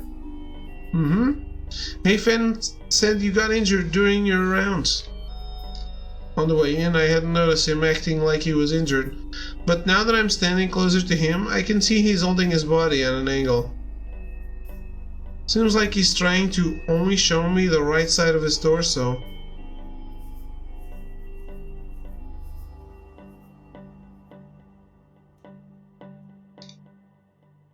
Turn your other side around. Really, I'm fine. I smirk and dash around him, pulling back his shirt. As Hayfan had said, I could see a long gash on the left side of his body. The shirt was slightly bloody as well on that side, an easy giveaway, which explains why he was angling it away from me. It's just good practice to not let weaknesses be easily accessed by another dog, even if we are teammates. I hadn't thought Fanshu to be particularly smart or tactical. Maybe it was just his instinct. Alright, come now. Don't want this solution drying out and going to waste. I'm fine, but I'm only doing this since Afan said so.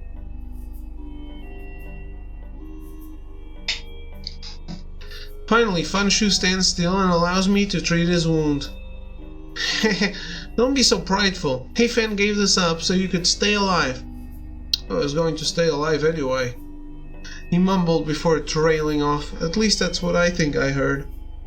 Yeah, wouldn't be so sure if I were you. Well, I'm not going to say that out loud, of course. On top of not seeming too bright, I've always considered Fanshu to be disposable when we joined this faction. He surprised me by being one of the last of us remaining. Endure and survive, huh? But once we get rid of the last rival faction, he's going down. That is, if he isn't eliminated during the fight anyway. He was a pawn from the start. I never told Afan those plans directly, but I thought she would have. And she will know how I intend to get rid of Fanshu after we have our talk. Damn, cold?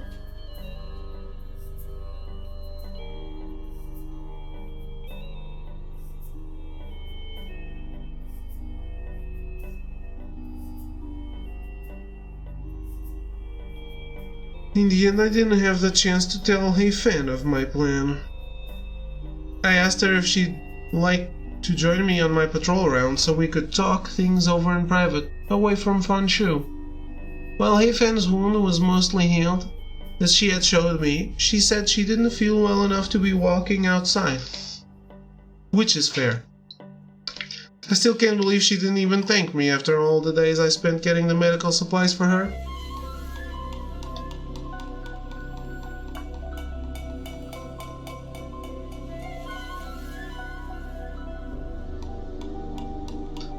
I get it.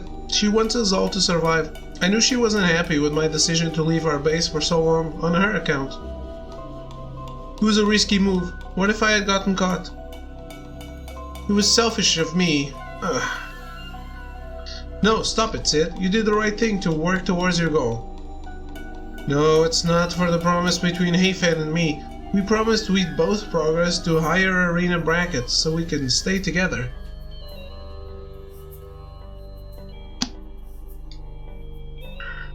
I climbed down a muddy slope, ripping a thick bramble to steady myself. That's the last leg of my patrol. I'll head back soon. Sometime later. Scrutinizing the forest and foot of the hill like I do on any other patrol round, I spot some movement from the corner of my eye.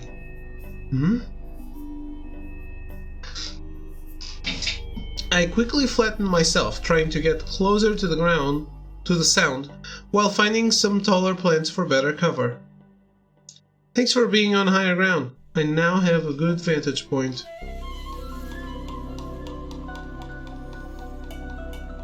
Oh my god. It's solid dog.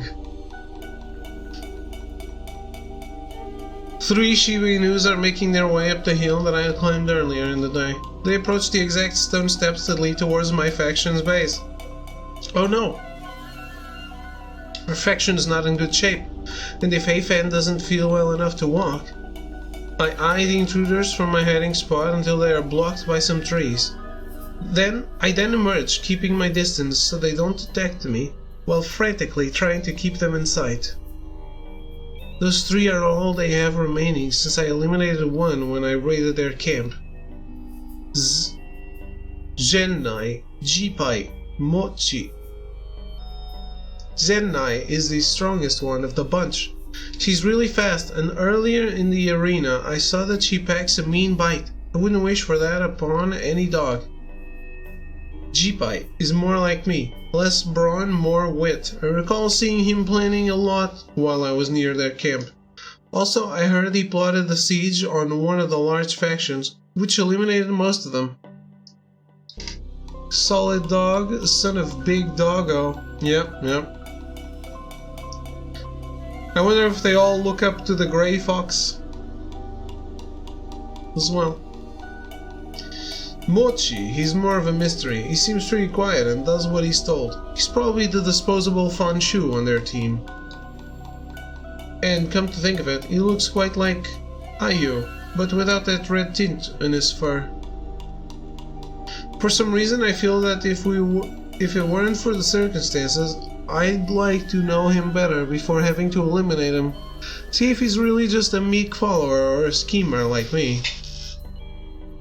That's impossible now. I'm taking him down along with Zennai and Jipai. I wait for the group to get further away before I tail them once more. You've really forced my paw. Maybe I should have called a meeting with Heifan and Fanshu before going on patrol, but I hadn't noticed any signs that the enemy team were planning a move. What did I miss? I watched them so carefully. No time to think about that now. I need to make sure Heifan is safe. I press downhill towards our base as the other faction is almost there. They wouldn't know exactly where it is, right? Only the approximate location. They wouldn't know it, right? My heart sinks as they prod around the entrance, quickly finding the hollow covered by undergrowth. Fish sticks. How did they find it so quickly? No, that's not right. They didn't find it. They must have known. It must have been Olen, a previous member of my faction. She was eliminated while on her patrol nearby. Since nothing happened after her elimination, I assumed she didn't reveal anything. She was interrogated by Calvader. Perhaps they did press Olen for information. It's just that they waited till now to take action. If only I could sneak in to warn Heifan. Unfortunately, there is only one entrance to our base. We made sure of that. It would take too much time for me to dig a tunnel now, given the circumstances. That would make too much noise. The only course of action is to head in after them. I peek in and, seeing that the coast is clear, wiggle my way inside. Make the cave come down on all of them. Kill them all. The front area, where I was previously stopped by Fanshu on sentry duty, is deserted. There is muffled talking coming from where Heifan was resting. I hasten up to it, peeking through a hole in the foliage. It takes a painful amount of willpower not to charge in right then, but I remind myself that brawn is not my advantage. I need to be patient and suss out the situation. There's a fine balance between being too cautious or risking a move to secure my faction's safety. If I succeeded in freeing them, they'll be able to help me. But if I fail, I'll be failing my promise to Heifan. It is strange that my faction was caught so quickly and easily, given I entered our base only shortly after them. Stupid Fanshu, what was he doing? As the sentry, did he even put up a resistance? Suddenly one of the enemy factions barks out loud. Sid, you're there, aren't you? I would have just turned tail and left if not for Heifan being tied up. Come on now, if you don't show yourself in 5 seconds, I'm going to eliminate your whole team. I have them here, as you clearly see.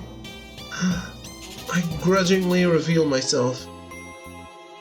The second I do, Zennai advances towards me, pushing the tied-up Heifan and Fanshu. The other enemies, Jipai and Mochi, follow suit, approaching me. So the dogs tied up the other dogs? How did they do that?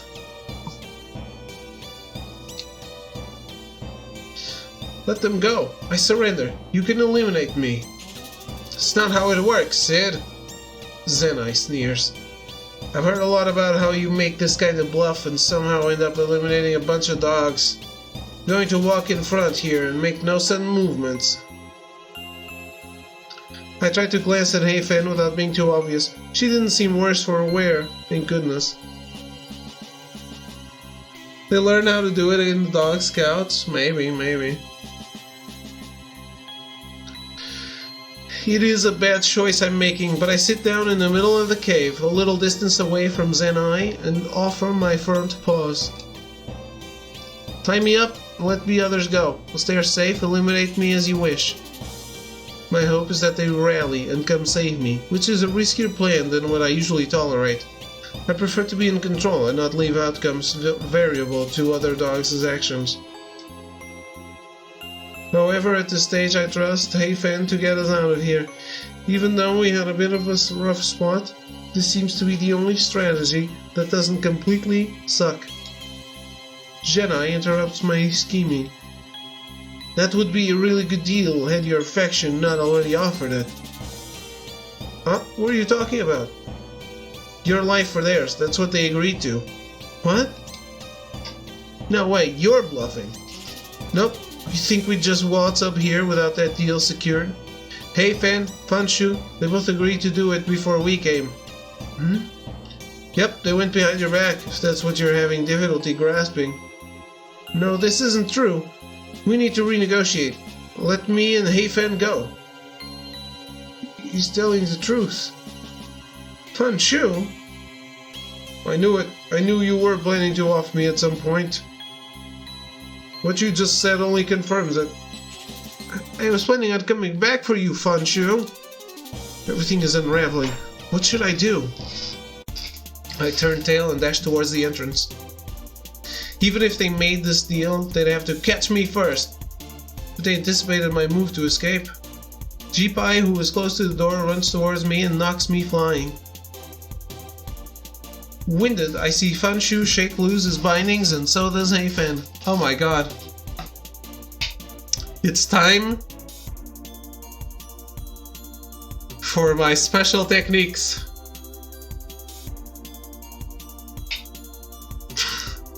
Shiba Inu Ogi!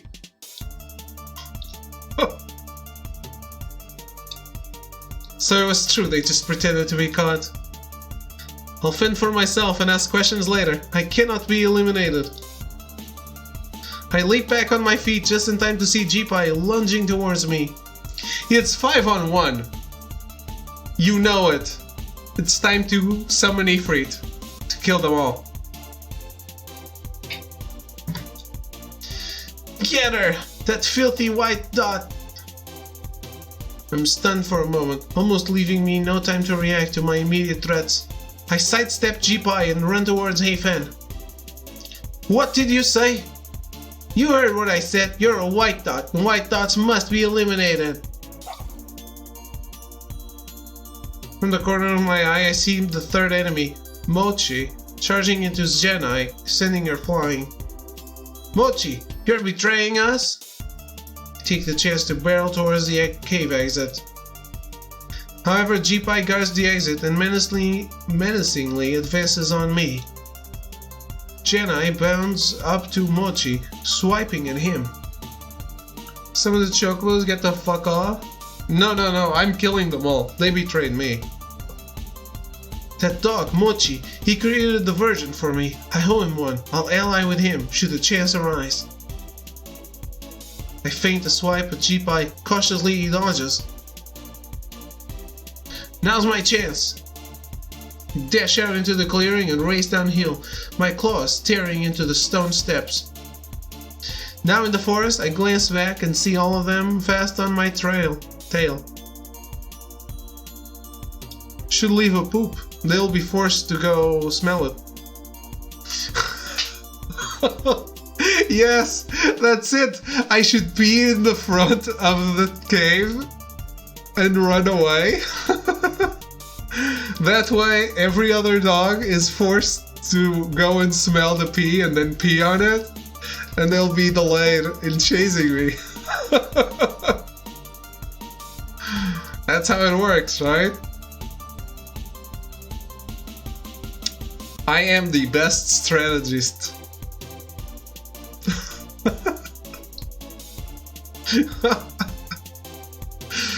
That's exactly how it would work. It is Fanshu that gets me, biting hard on my tail and throwing me onto the ground. What is this? Some kind of gentle dog's agreement? Yeah. I should have gotten rid of him earlier. You were disillusioned all along. It's Heifen and me that will proceed to the next arena together. You! A snarl escapes me and I take a huge swipe at him. It rips through his eye and I am able to pin him down. It would be so easy to eliminate him by crushing his pendant at this moment, but rage seems to be speaking, taking over my mind. Against all judgment, I swipe again on his fallen form. Crimson splatters all over me. Whatever. It's all simulated reality anyway. I have no time left to spare and leave him there, continuing my frantic escape outside and down the hill.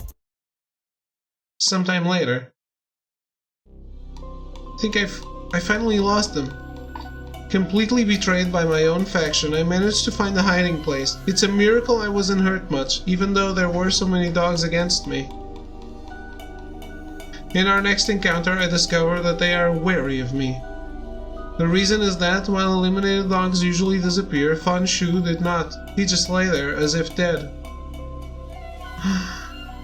Because I didn't eliminate the pendant. I killed him. Which is a preposterous reason to fear me, because everyone knows that this is just an emulated version of reality. An emulated version created so that reality can be relocated amongst the dogs of the island. This allocation is based on ranking, and therefore how good a dog is. It could be said that the ranking based on these arenas maintains the social order. Plot twist, it's real. I killed a dog.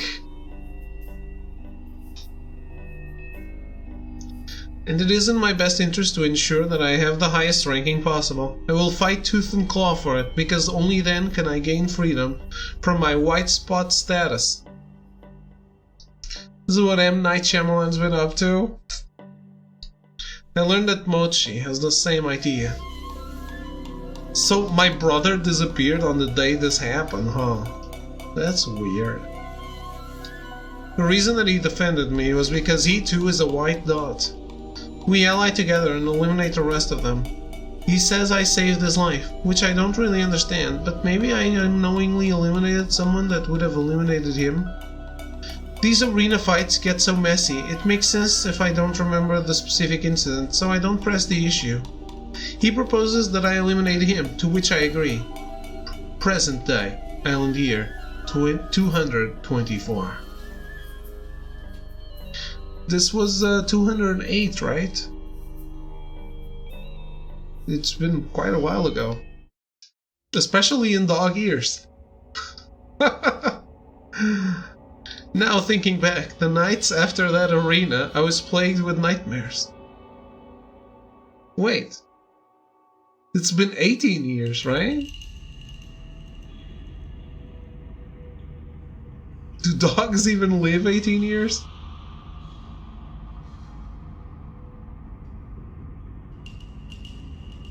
The nights after that arena, I was plagued with nightmares. Fanshu's dead body in the real world being taken out on a stretcher. Some do, not most though. Yeah. Of course, as per the rules of the arena, I got a hefty ranking raise as the winner. I was showered with attention and glory by the press, being one of the few dogs to be the winner of consecutive arenas. Sometimes, during my nightmares, I thought, if this is the reality that I am being allocated, do I really want it? My feelings for Heifen were the reason for all my actions in the arena, yet I lost it all. The rumors that I am a white dot were neither confirmed nor denied. Any qualms dogs had about that aspect of me were overshadowed by fear of my new ranking. White dot is simply a term that refers to dogs born with abnormal dots on their fur. The reason I technically am one is that I actually have some white dots on my back, where the fur isn't fully the same color.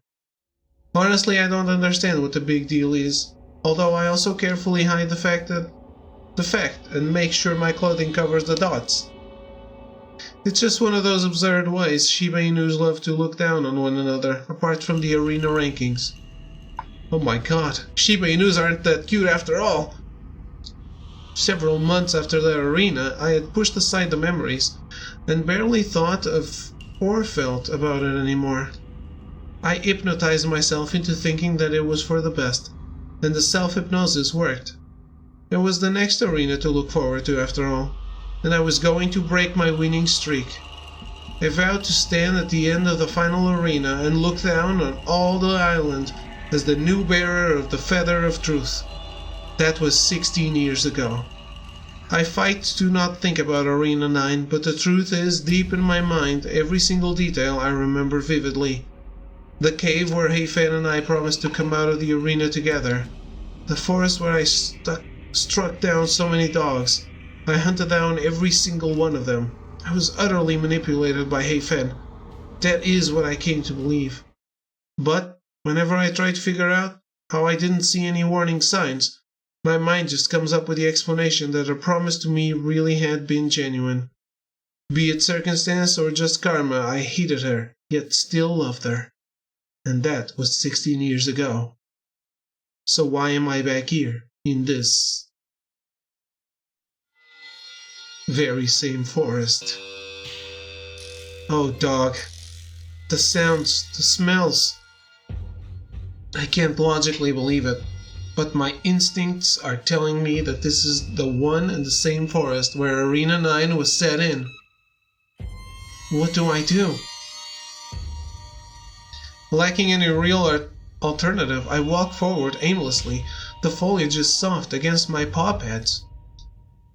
It would make sense that Heifen is somewhere in this arena as well, since she was the one that re-challenged me. But are any of the other contestants?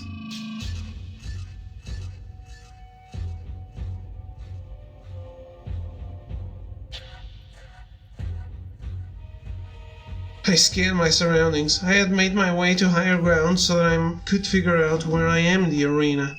I can see a stream flowing through the forest. I recall that Max's camp was downstream while my camp was upstream. If only I could see more of the stream. The trees are blocking where it flows beyond a certain point. It's hard to recognize specific parts of the forest.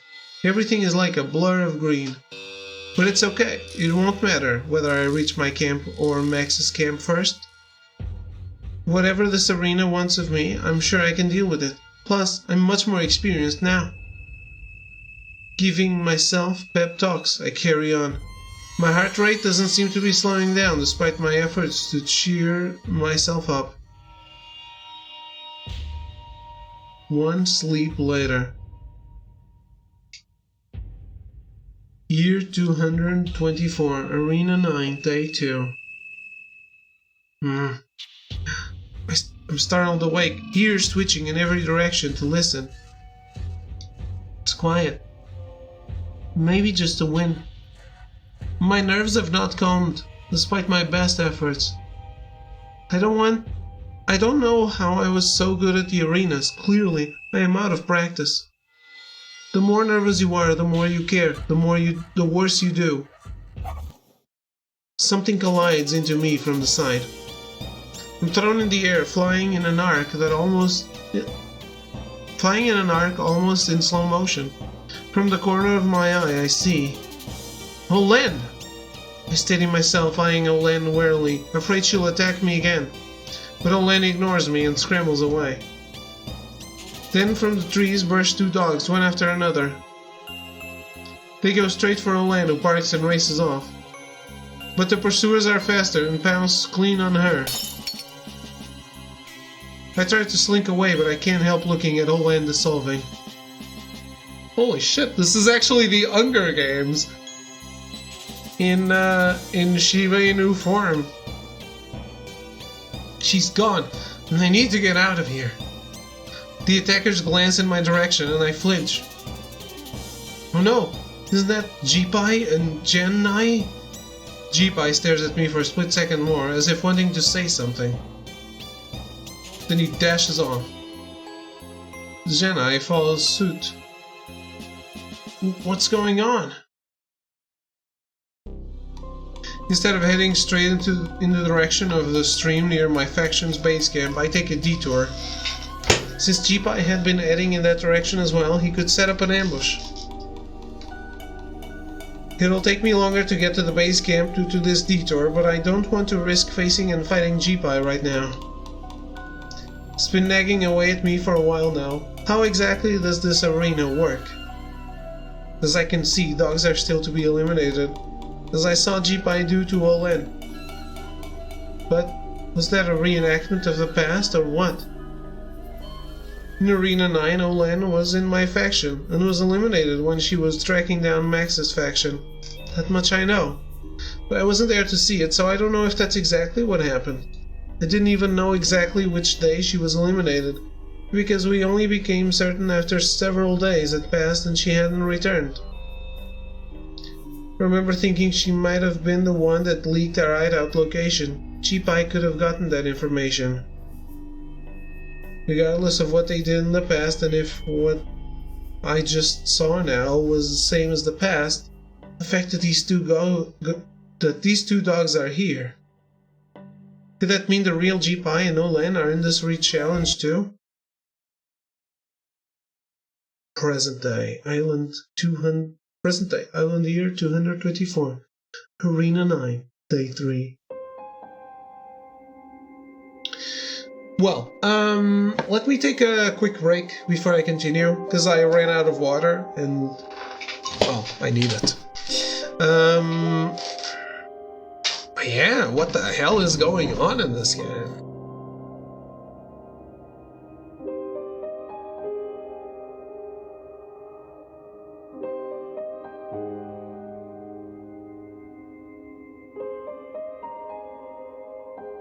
Okay.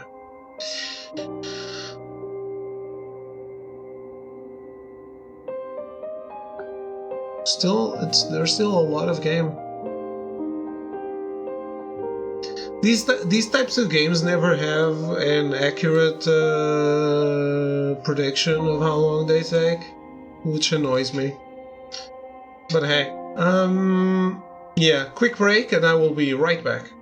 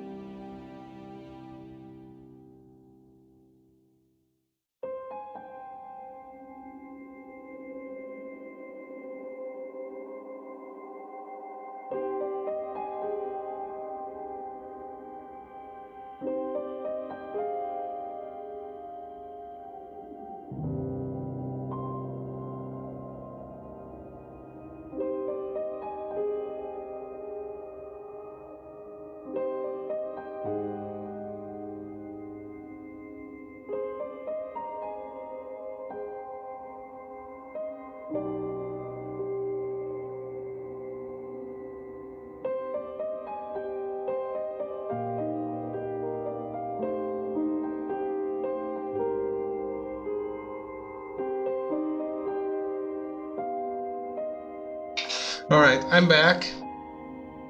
And I have something important to confess. I'm stupid.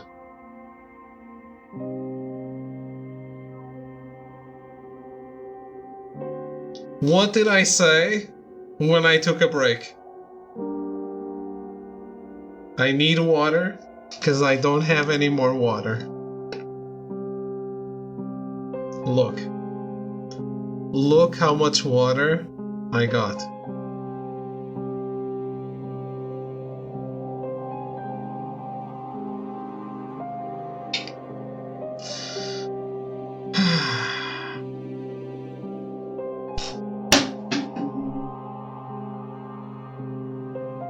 There's still water, enough for an ant at least. I made coffee and I forgot to bring water. I'm stupid.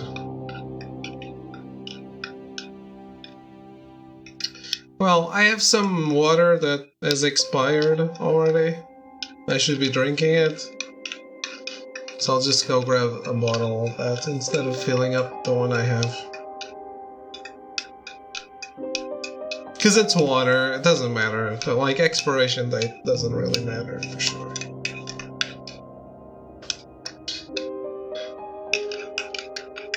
Anyway. I'll go get it when, still haven't gone for a snack. I'll go get it when I get, thirsty after drinking my coffee.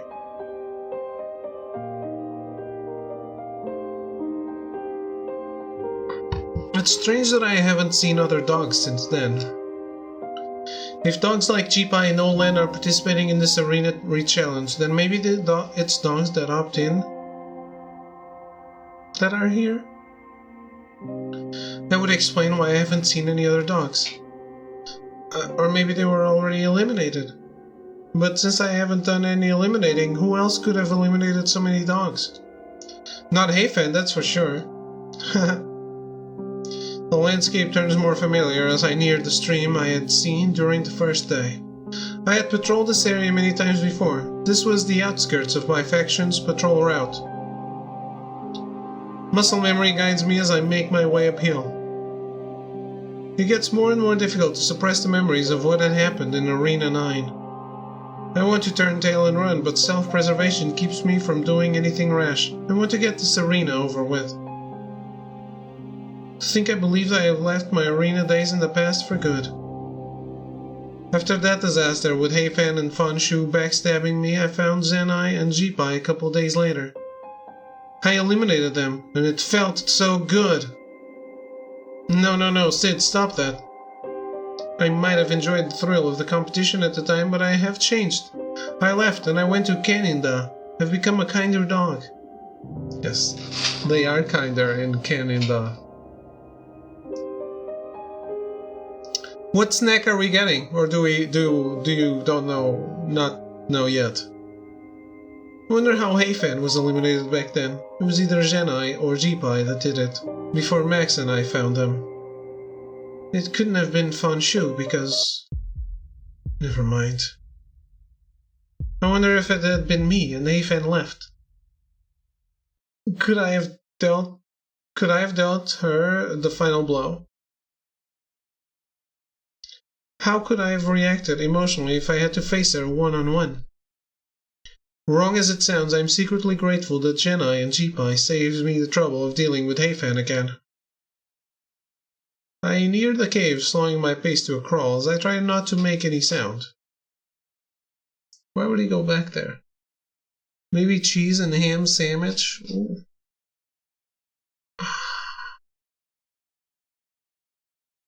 Shit. Thanks for reminding me that I have a sandwich ready to eat, and I forgot about it.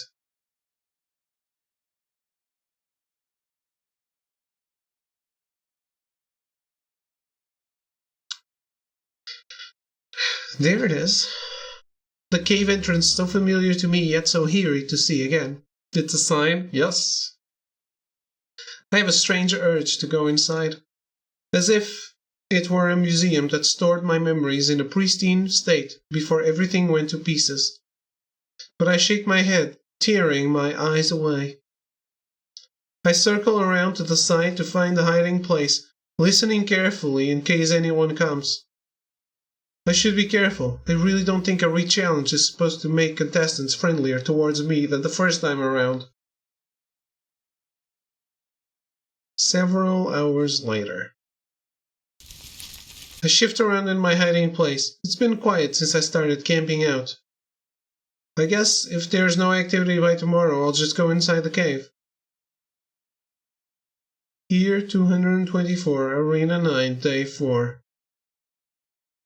I jolt upright. What? I fell asleep. Spit it out, Fanshu. Fanshu? I poke my head out as much as I can. It is him. I swipe at him, red erupts. It's all a simulation anyway, it's fake. A lifeless body taken away on a stretcher. Dogs muttering as we exit the airy simulation center. She's a killer. She'll kill you in the arenas. Better not be in the same bracket as her. Did you hear? She's a white dot. One of the contestants in that Arena 9 says she saw it. Shh, don't want to get killed. It's Fanshu. So this is just a replay.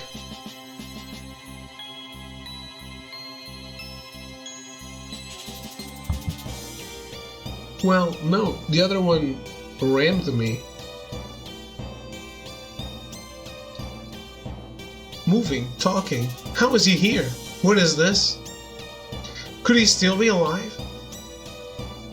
Or can the dead participate in arenas? Tell me now, you hear? I try to get a closer look at who Fanshu is talking to, but they are shrouded by the foliage of the cave entrance. No, no, no! It's all I can do to stop myself from screaming. The larger dog swipes Fanshu and Fanshu falls, yelping. Fanshu shields his sight from me as I try to offer him the healing solution that Heifen rejected. Your affection has been nothing but trouble. Why should I believe you? I'm serious, Sid's not here. She eliminated Fei Yuan, I'm sure of it. No, you're wrong. Heifen and I did that. Oh? Wait, what? Did I eliminate that dog, Fei Yuan, in the past? But I didn't eliminate any dogs this time. Alright then, though I swear it was Sid. Alright then, though I swear it was Sid. I know what you mean. I thought Sid was in our faction, but Heifen says it's just my mind playing tricks. And for some reason, I heard about her raiding your faction for medical supplies, but she's not working with us. We do have some supplies that are valuable, but I don't recall anyone trying to steal them. But since you know about these supplies, you're not convincing me that Sid's not working with you. The dog stomps and Fanshu flinches. There's something weird about Sid. I keep thinking, I've seen her when I haven't. I'm telling the truth, she hasn't been here. Now that you mention it, I do recall seeing her some days ago, but I must have been imagining it too. That would mean she was in two places at once. Doesn't make sense. You're right. Fine then. Then, what did you make me come all this way to tell me? I propose that we team up. Ha! Are you kidding me? The dog that Fanshu is talking to kicks him. Fanshu whines and the other dog moves, and I finally can see it. That's Genai. Serious, we want to find Sid and eliminate her. Whether Fanshu is alive or dead, I still need to make sure I survive this. And why do we need to team up for that? You've heard of how she's ranked in the past, no? Well, I know she's a threat, but so am I. I don't disagree, but Heifen said she knew Sid before this arena. Sid's gotten to the top spot in every single arena she's ever been in. I didn't know that. Well, if Heifen is so worried about Sid, why doesn't she go find Sid herself?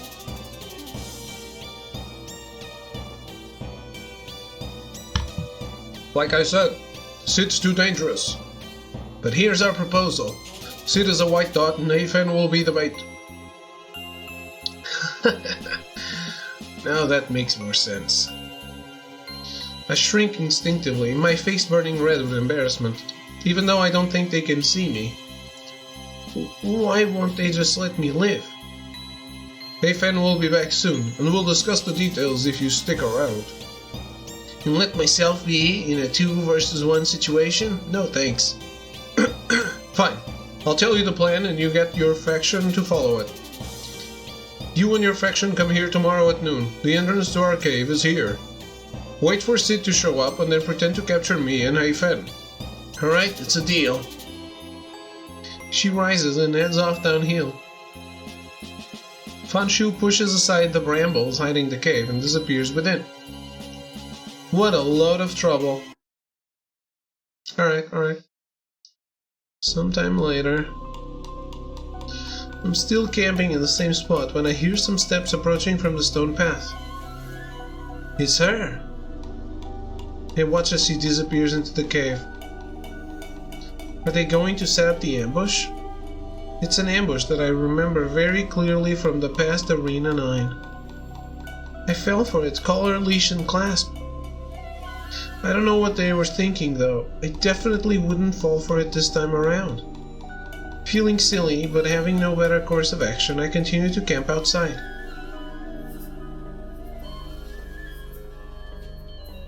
Around midday, the two dogs emerge. Heifen, looking agitated, paces around the clearing. Fanshu stands near the cave exit, heating something. Everything is in place, but where on earth is Sid? Don't worry, once we have the other faction's help, we can find her. Oh, right. Heifen whips around and glares at Fanshu. Fanshu, forget that deal. When Genai's faction comes here, we're going to eliminate them. Wait, but you just said yesterday. The plan's changed, Fanshu. Her expression softens and she approaches him. I'm sorry. It's been so long since I've seen you. Why am I speaking like this to you? She shakes her head. When Genai and company arrive, we are going to catch and eliminate them. But it's 3 versus 2. Are we going to be okay? Heifen touches Fanshu's face with a paw. Look, Fanshu, I'm no longer the same dog, you know. I'll take care of it. Sometime later.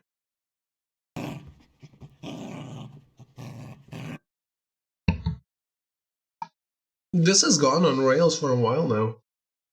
Muffled voices catch my attention, and as they grow louder, I'm not surprised to recognize them as belonging to Genai, Jipai, and Mochi. Instinctively I tense and scan for places to run. Wait, relax, just wait. Sure, there are safer places for me to be right now, but I need to stay put and see what happens.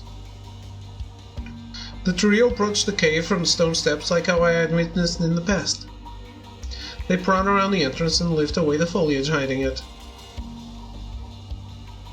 What do I do now? If all goes according to Eifen's Keikaku, and those 3 will be eliminated. And then what? Heifen's trying to find me. That I heard from Fanshu and Genai's conversation. So, should I bother sticking around to see what happens? Right now, all those 5 dogs are occupied. It's my opportunity to set up an ambush. Fittingly, a good location to do that would be the forest clearing where I first eliminated Fanshu. What do I do? Ah. Finally. Head to the forest to set up an ambush. I softly move from my hiding spot to the stone steps, keeping an eye on the cave entrance in case anyone comes out. First, I'm going to leave a fake trail. I trample some of the foliage and leave some paw prints, purposely directed downhill. Now I got to get to the forest with enough time to set up an ambush. Once I've made it far enough, I start jumping down the steps 2 by 2. At the foot of the hill, I leave some more paw prints heading further into the forest. I now double back, making sure to tread lightly and hide on a small bank overlooking the path. Do you know what they say? As long as you are crouching, the enemy will never hear you, never see you, just press C. If they don't come by after a while, I'll have to go back up to the cave to see what happened. It would be great if they all eliminated each other. That would save me so much trouble. Some moments later. Fish sticks! We lost him! Heifen and Fanshu poke around near one of the fake tracks I had left a distance off. I perk my ears trying to listen in. At least we got the other 2. Yes, but how could he have suddenly gained so much on us? Heifen looks around, quickly jogging to follow more of my fake paw prints. Keep going, just a bit further. They are almost below where I am hiding. If they go a bit further, then I can catch them unawares from behind. The 2 of them continue down the path and I prepare myself to follow them. Heifen starts running back, right up the bank towards me. Uh-oh, stay put? She doesn't know I'm here. Maybe something caught her eye. She'll turn back any time now. It's too late, she's too close. With no other choice, I leap up and run down the bank. On the forest path, Heifen and Fanshu corner me. Hey, Fanshu, aren't we on the same faction? You're not following the plan. Yes, we're on the same faction, but... How dare you! Heifen lunges at me. You're a monster! No, what are you talking about? He's not even real. Okay, maybe I shouldn't have said that. Gotcha! Max, or Mochi, as he was called at the time, jumps on Heifen. Plot twist. I pounce on Fanshu while Heifen is distracted. Since I already know that Fanshu has a wound on his side, I immediately swipe at it, giving the swing all that I got. He falls immediately, howling. Haha! Heifen strikes Mochi. Max! Sorry I couldn't save you this time around, old friend. I don't think you're real here. Heifen turns, starting when she sees Fanshu in pain. I don't make a move to eliminate Fanshu while he's down, instead standing still and facing Heifen. Look, I didn't mean to kill him in the past. What's the point of telling me this, all these years after? You can't change the fact that you killed him. I'm not denying that. Who did you kill? Heifen and I both ignore him. I'm not naive enough to think that if you don't kill him now, that he'd be alive again. Who knows, maybe the feather can revive dead dogs. I haven't tried, but to be honest with myself, I doubt it. But I told you that if you lose this arena, the feather goes to me, remember? Why don't you eliminate him now?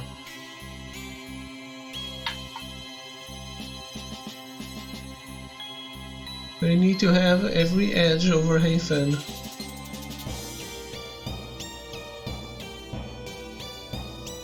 Because sparing him now isn't going to undo his death. I walk up to Fanshu's lying figure and feel up his torso for the telltale shape of a pendant. Once found, I tucked inside the left of his shirt, I pushed down on it. Ha! Good riddance. As his body starts dissolving, I swipe at the particles, mimicking the past arena where I completely lost my mind in anger. Deep down, I know it's unnecessary, cruel even. To put it lighter, I seem like a puppy with a tantrum. At least, his arena body is dissolving properly this time. Heifen just watches me with a strange expression. It seems tinged with sorrow, but most likely it's disgust.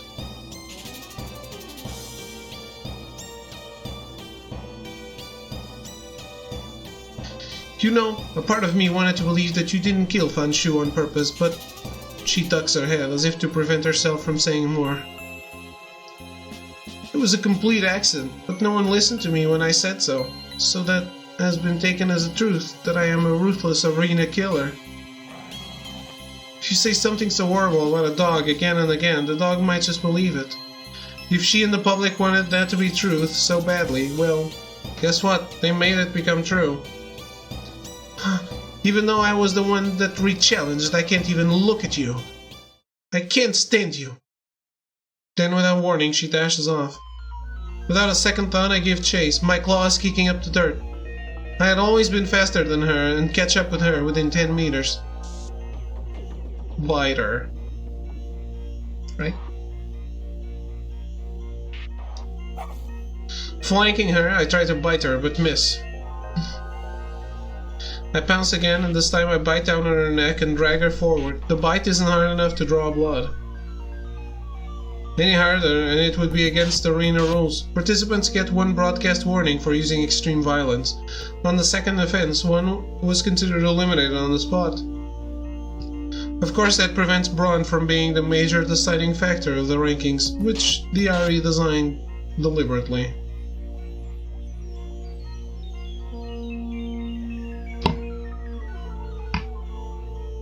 From experience, it's hardwired in me to not bite deeply.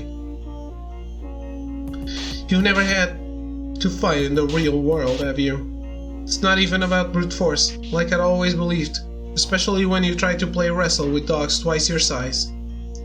It's about being able to let go of rationality. doing what the other wouldn't expect. You don't know how I've changed and probably are basing your expectations off how I acted in the past. It's so damn easy to eliminate you. I'm just ranting at the moment, I'm aware. I can't stop it. The misunderstandings festering over 15 years just overflowing, spilling out of me. Hey-Fan is struggling against me and is putting up a good effort too. I don't have time to waste. What do I do?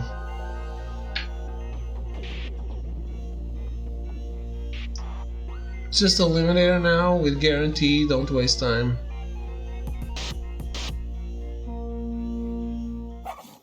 I'll do anything I can to win. Oops, got the first warning for physical harm, as long as it's not twice, eh?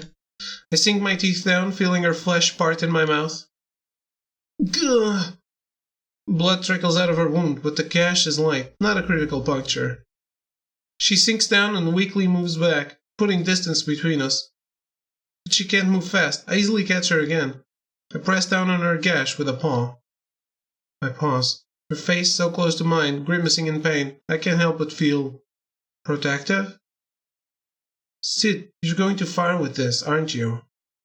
But in seconds my brief conscience fades. No, screw it! I'm here to maintain my status as the feather bearer, nothing more. I will not be distracted from my long-term goals by a dog I was attached to in the past. I lean over her, my paws going down her torso. Her eyes meet mine, but she doesn't resist. She's resigned to the reality that I can and will eliminate her right here and right now. Finding the hidden pendant under her shirt, I press down on it.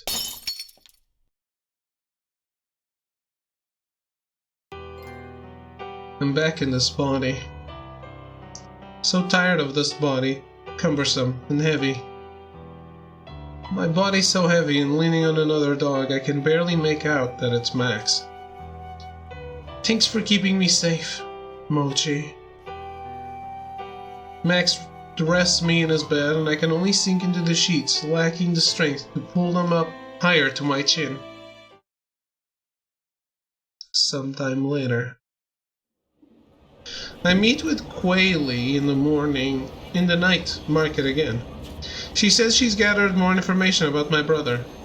Last time we spoke, she said she would try to dig up some security camera footage. I wonder if her tip is about that. I also tried investigating on my own, but to no avail. I went to check out the two stations that Chunwen had rigged his MRT transaction records to show day after day. NJ station and KH station. I wonder if, instead of having rigged the records, he really did live in one of those areas after I left the island. But the transaction timestamps are canininely impossible. No dog could possibly physically scan its pendant at the MRT gates consistently down to the millisecond. Regardless, after visiting NJ station and KH station, my trail had run cold.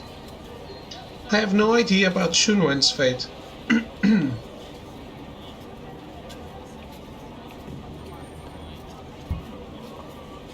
I have no idea what he could be doing in those two locations. I'm so ashamed that I ran away. But that's what I'm trying to fix now. I want to know where he is. I want to know how he's doing. And there's just a feeling that something is wrong. Why set the transaction times to 9 and 5? Is it a hint pointing at a work facility? A dog of his ranking wouldn't have that sort of activity pattern anyhow.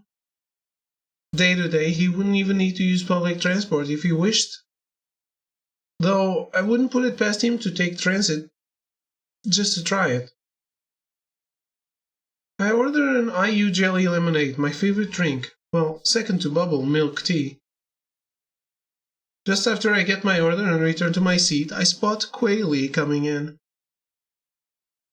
For fun, I don't wait to her, just curious to see how long it takes her to find me.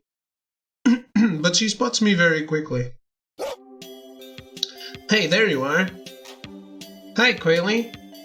She plops down across from me. How are you doing? I'm good, I'm alright. I hope you have something helpful for me today. I do, in fact. Oh, you're not going to ask me how I'm doing? Cold and straight to business as usual. How are you doing?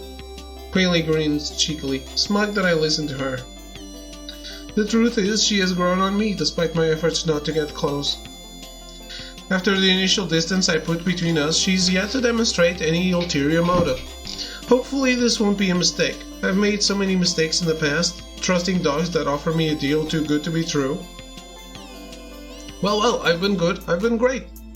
Just waltzing my way around town as only a Labrador can.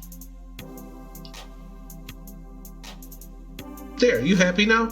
That response wasn't anything of substance. I didn't even need to know that. It doesn't enhance our relationship or trust. Why would you care if I asked how you're doing? At this point, I'm just messing with her. A part of me is just curious as to how she would respond. Well, your answer was also just, I'm good, I'm alright, which is typically just a canned response. But the way you said, I'm alright, makes me feel like it's not alright. So there was some information to be gleaned, and therefore it wasn't a useless question. From that, I think I deserve to be judged based on even ground here. Okay, fine. You're right, I'm not that alright. I'm feeling a bit down, in fact. I tried poking around the 2 locations from the travel logs. I didn't get any results. The area was just too broad, and I know nothing about how my brother is related to those 2 areas. You know, I'm a bit surprised you'd even admit that you're feeling down. The seed I researched would never say that. Yeah, I would never say something like that to a busybody stranger like you. I stick out my tongue, trying to make it clear I'm just joking. Though to be honest, I have mellowed down considerably since those arena days, if I do say so myself. But, you know, some habits do remain. In the re-challenged Arena 9 with Heifen yesterday, I was afraid of the size of me it reawakened. I was afraid of how quickly my mind relapsed to scheme ruthlessly against others. Yeah, that explains why you're still so rude and cold. Even though I'm the one that gave you the last solid lead you have about your brother. Maybe this one will make you really warm up to me. She playfully makes a flourish with her paws.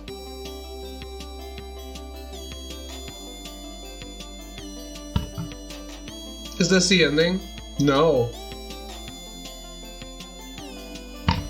No way. I take a sip of my lemonade. The IU jelly is so juicy and refreshing. Good. I'm listening. Well, I was able to get some security footage. The unfortunate part is that there's still no real sign of him on the dates after the final arena. Huh? Right. I suppose that's it then? The lead is that there's no trace of him? Say, Quayle? Yes, Sid? I'm going to be frank with you.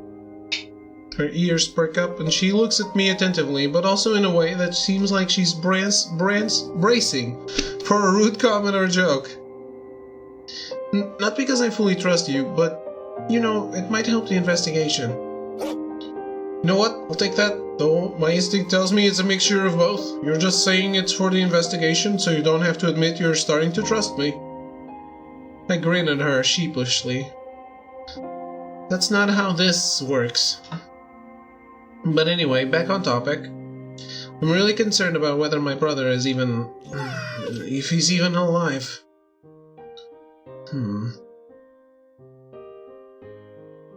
Quayle lets out a heavy sigh. Right, I get it. You haven't seen him in ages. I nod. You have no idea where he might be. I nod. The island is a dangerous place. I nod. For dogs that don't rank high, like your brother. My point is, there's no reason for him to be in danger. It's more likely that he's gone into hiding. Right. I want to object. The previous day's arena encounter coming to mind. I have the highest ranking for dog's sake, and I still get threatened and targeted. Maybe Chunwen is being targeted as well, despite not being the bearer of the feather. I think I will tell Quayle about the re-challenge arena when I have the chance. I think I trust her enough to. So, say he's alive. Is there anything in the footage to support that? Well, in the footage in the days before your last arena, he physically showed up at the stations around 9 AM and 5 PM. But the timestamps when the cameras captured him scanning his pendant aren't the exact same as what's on the transaction logs. For example, the logs show 9 o'clock daily, but on the cameras it's more of a canonically possible situation, such as 9:01:53. He would arrive on time, but since there are other dogs in front of him, he couldn't control exactly when he scans his pendant on the gate. Another interesting thing the footage shows is that he was wearing some sort of uniform. With that, she plucks a photo out of her bag. It's the same uniform for a few days in a row, before the day of the final arena. I think this could be a hint. I squint and peer close at the picture. It's very blurry and hard to make out the lettering on the uniform. It's likely a logo, and just being able to have this image captured is a great lead. Do you recognize this uniform at all? I wish, but no. Do you? I have some ideas, but didn't have the time to double check. I'll send you a list of anything remotely similar to it, and maybe something will ring a bell. I guess I'm a bit surprised. The reason I didn't do more in-depth research is that I thought you'd recognize something that your brother wore so often. Not to make you feel bad about it or anything, I'll just do a more thorough check of businesses and work facilities in the area. Well, you're right to be surprised. We are siblings after all. It's a safe assumption that I might know something, but the truth is, we weren't living together at the time anymore. Sure, we messaged and met up now and then, but I was focused on my I-tier arenas and so was he. At the time, it seemed like everything was coming up to an end so soon. So I just toughed it out, barely in contact with anybody. I knew he was doing well in his arenas, but who would have known that our brackets would meet just like that? Aha, it was a bracket that made the news for sure. It wasn't half as scandalous as the news when the winner just ran away with a very prized feather that just kept dogs motivated to win the arenas. I mean, I knew it was unavoidable to be talked about, but I wasn't around to know what was said about me. I've still been too ashamed to ask Max about what happened after I left. I could also look up news articles, but same thing, too embarrassed. Don't worry about it, it was mostly unfounded speculation. Only you know the truth of what happened. It's your life. I guess so. Anyway, I'll hold on to this photo and you should send me a list of places you think it might be from. Yep, there's a list that I quickly generated from an image recognition search. I just haven't gone through them manually yet to see what might make sense. That can be our next step. Thanks a lot for the help. You're welcome. You know what? Want to go to the 2 stations and walk around? Maybe we'll happen upon something. Hey, that's a good idea. I finished my beverage and washed the sweet aftertaste down with a sip of water. I put the photo of my brother securely inside my sweater and we set off. What?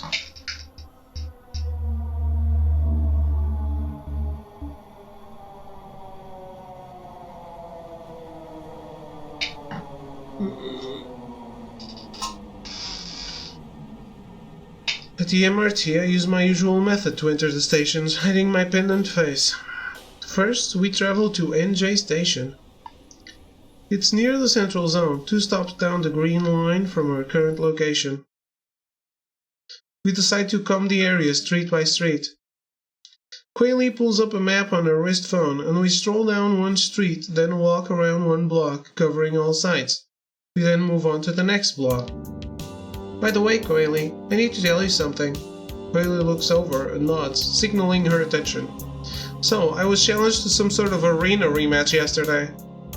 Quaylee stops in her tracks, her expression concerned. Go on. He was one of the runner-ups for my 9th arena. Somehow she found me after my lunch with Max. I didn't believe her at first, but when she took out her pendant, mine reacted to it. We entered an arena generated for just the 2 of us. But this re-challenge arena was some sort of replay of the actual arena that happened between the 2 of us. It was weird. I had the consciousness of me in the past arena. I don't know if that makes sense. It wasn't a new arena from scratch. Like I said, a re-challenge. That's the term the challenger used.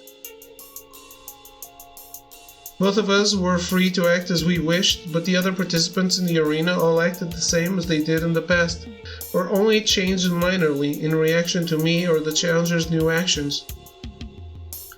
It was like we were given the chance to change what we could have liked to change, and the arena would run its course with the decisions of our present selves. But I already knew what happened in the past arena, that's the thing. So that knowledge helped me deal with the other participants, even if I was clueless as to how the re-challenge arena worked at first. I was able to outwit the challenger herself as well, and so I won this one. That's why I'm worried that if I'm being targeted and allowed to be re-challenged one by one, the same could have happened to my brother as well. Coily is silent, processing the information. Did this challenger tell you what she would be getting out of this? She said that if any re-challenger wins, they will get the Feather of Truth. Just like that? I shrug. She wasn't very clear about it, but my pendant reacted to hers, so I imagined something was programmed in place. Remember how in official ARI regulated arenas we go to those rooms and then are connected to the emulated reality with our pendants? Our pendants still connected us, but this time out in the open, not in the RE buildings, and just one-on-one. Interesting and strange, but I believe it. Though it's so unfair they could just take the feather if they win. Decades of your hard work down the drain just like that. Perhaps it's unfair, but maybe it's just righting the wrong that the feather went to someone like me. Sounds like someone's feeling awfully guilty about this whole feather bearer thing. Guilty. I guess I've never kept it a secret from Max. You'd be surprised how off offended dogs get when you have second thoughts about the prize dangled in front of their noses, year after year, while they were forced to participate in the arenas. It's not like every dog cares about the feather. Most just want the high rankings, so they pretty much can do what they please on this island. You can live a life just fine without the feather itself, which is not the sole purpose of the arenas. I just feel hypocritical speaking ill of holding such power when I am the one that holds it. As we continue walking, I spot a sign that has similar red lettering to Chunwen's uniform in the photo and take it out to compare. Do you think that could be the logo? Mamao Enterprises. See, red font, slightly slanted. It's missing that oval around it though. You're right. Features. Font size, color, perhaps one hot encoding of flourishes around the words. What are you talking about? Sorry, just a habit. Let's keep looking. We head down the next block. Coily pulls up a hologram map and marks the route we've walked so far. I'm just wondering, what were you expecting when you were gunning for the feather? Like, what did you plan to do with it after you won it? If you had any specific plans for it at all. Well, it's funny because in the very beginning as a puppy, I wasn't interested in the feather in the slightest. The challenger from yesterday was actually one of the dogs that spurred me to aim for higher than I would have. Her name is Heifen. Heifen, that name rings a bell. Did you two have a really big fallout? I remember reading about it on some news articles. I guess that happened. Want to talk about it? I'm not sure about that. Oh, come on, just a bit. You seem to have something to say about it.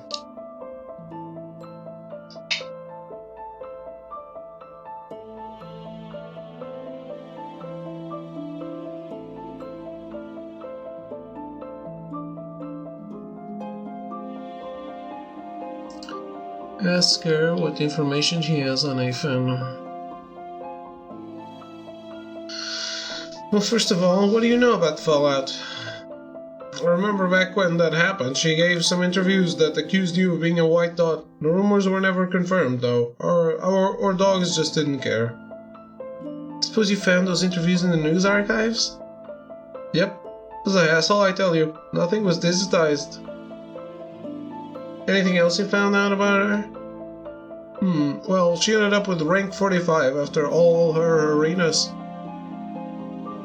Ha, so not awful per se, but just good enough to not have a difficult life. I wonder if all her ambition disappeared once she realized she couldn't win against you, whether in the arenas or the real world. With the way she was smearing you publicly, she really seemed set on ruining your private life. I think she was just focused on the wrong thing. Maybe if she directed all that energy towards her actual arenas, she'd have done better than rank 45. How did you find that anyway? I thought ranking databases aren't published. Oh, come on. I found out that much about you just from arena information. You think I wouldn't have remembered some things about your competitors? Where exactly did you read that her rank was 45, though? I just guesstimated it from her other arenas. Feel like you're hiding something. Alright, I do have some access to certain ranking information, but I can't say more than that. Just when I start to trust her, there's stuff like this. She knows way too much to be a normal dog. Fine, but I expect to tell me all about it soon. Whatever it is you have access to could be very useful. Will do, I promise. That ended up being very helpful. I'd love to get my paws on whatever access Kaylee has.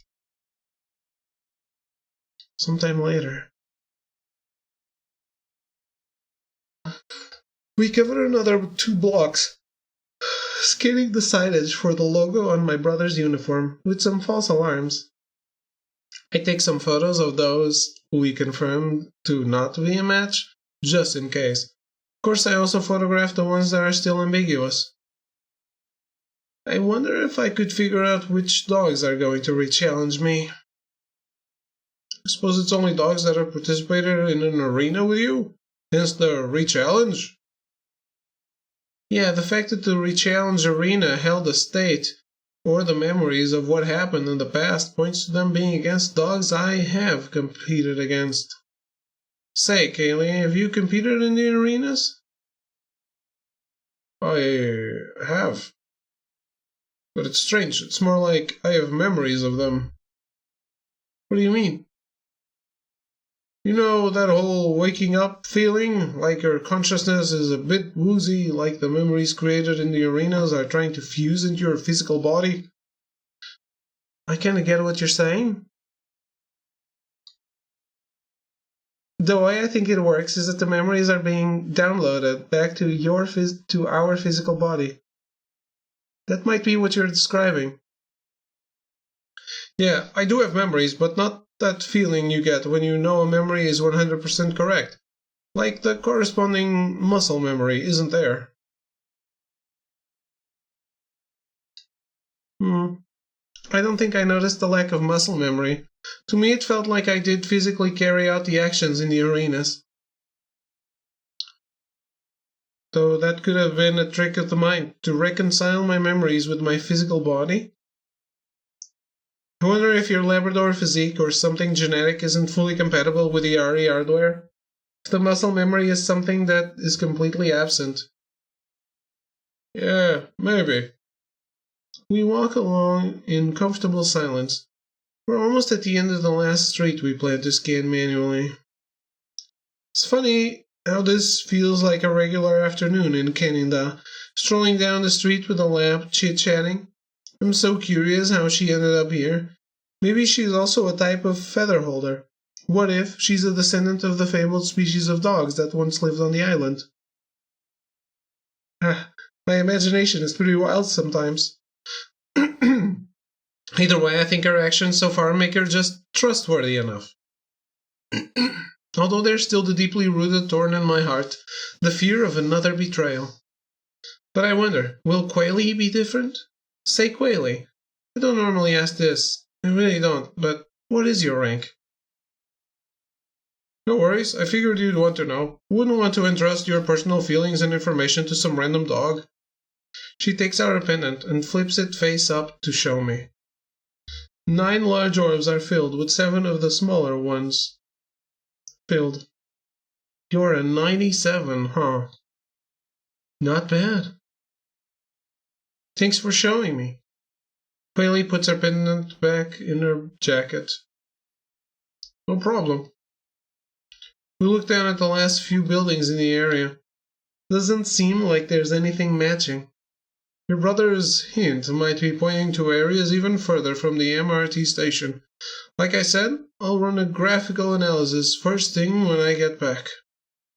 Alright then, thanks. I should go, but let me know what you find. Alright, Commander Sid, see you back on the Normandy. Later. Fine. Why do I feel like she's just making a joke I'm not getting? You should play Mass Effect.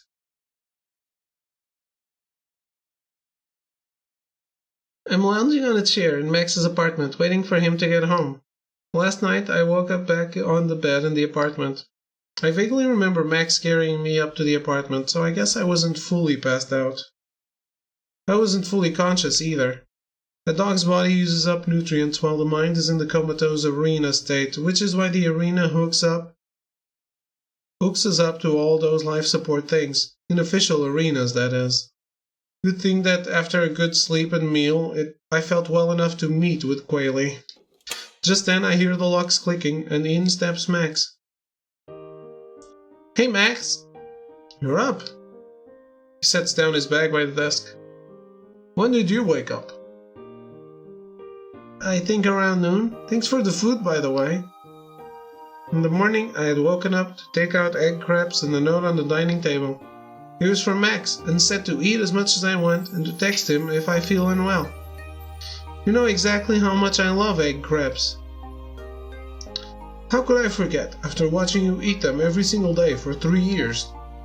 And that's what you ordered at Q restaurant, so I knew right then you hadn't changed at all. Yeah, I know. Sometimes I'm an open book. Definitely a creature of habit. Max makes a face at me. How was your day? What were you up to?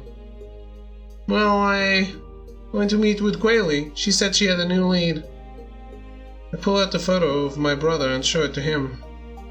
He takes it wordlessly and scrutinizes it. Oh wow, she managed to get the security footage? That's an amazing clue. She must have really good sources. Yeah, I'm starting to think there is something fishy about that. I noticed that Max has a strange expression on his face and doesn't seem to have heard me, so I look at him to see if he'll say something. He doesn't respond immediately. You didn't tell me you were going to meet with a lab. I mean, not that you had to. It makes me worry that you'd go without messaging me, just in case. He seems upset. I'm sure he's just looking out for me. Plus, now that we know dogs can re-challenge me, not to mention me fainting yesterday, it is reasonable that he'd worry that something dangerous could happen again. However, I wouldn't have gone if I didn't think I could take care of myself. Still, I should speak carefully. I know Max. He wouldn't bring this up unless he really cares about it. What should I say?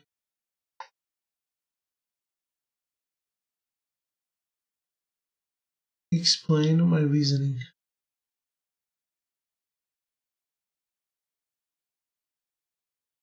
Strange. It took me... Huh? Who cares? Look, Max, I can tell you're upset. No, I'm not. He pouts and glares away at the door, suddenly very interested in it. He totally is. I really thought I'd be safe going to meet Quayle. If I got ambushed, I would have Quayle to take care of me. But what if... Yeah, I know what you're thinking. What if she betrayed me or didn't look out for me? Look, Max, I know you're worried, but trust me when I say that I felt the risk was worth the information to be gained. Worst comes to worst, I was prepared to use the feather, that's all. Alright, you can take care of yourself better than I could in a pinch. I'm sorry that I was so difficult, but give me a quick update next time you go running out, okay? Alright, it's a deal. So, back to before, I distracted you. You were saying there might be something strange about Quayle? Yeah, after meeting Quayle today, something has been on my mind. Like you said, she has really good contacts. She seems to know dogs' ranks as well. Even I don't know where to start looking for that, so I can't imagine how difficult it might be for the general public. However, she does have a really high rank, so I wonder if she could be using a rank to get the information, in which case I'm not too happy about that. Or she works at the RE. So you're saying the information might be classified, so she either uses her rank rights or simply has direct access to it herself? Yes, either or. It's silly of me to not know much about the Allocated Reality Institute itself. I should have learned more about their operations before I left the island. Do they really allow such loopholes for information leaks like rank rights? Max's tone turned serious. It's perfectly within the lab's rights to use her rank rights. I doubt that any RE member would be an exception. Any dog has to obey the dog whose rank is above them. It is the purpose of the RE to determine who on the island is deserving and to separate the good dogs from the bad. A grimace. The rights to alter reality are allocated accordingly. My voice is just a croak. Even after so many years, I still remember the dogma of the RE. Now imagine having to hear it again and again, day after day. I fell for the Allocated Reality Institution's promise of a dream. We all fell for it. Max sighs.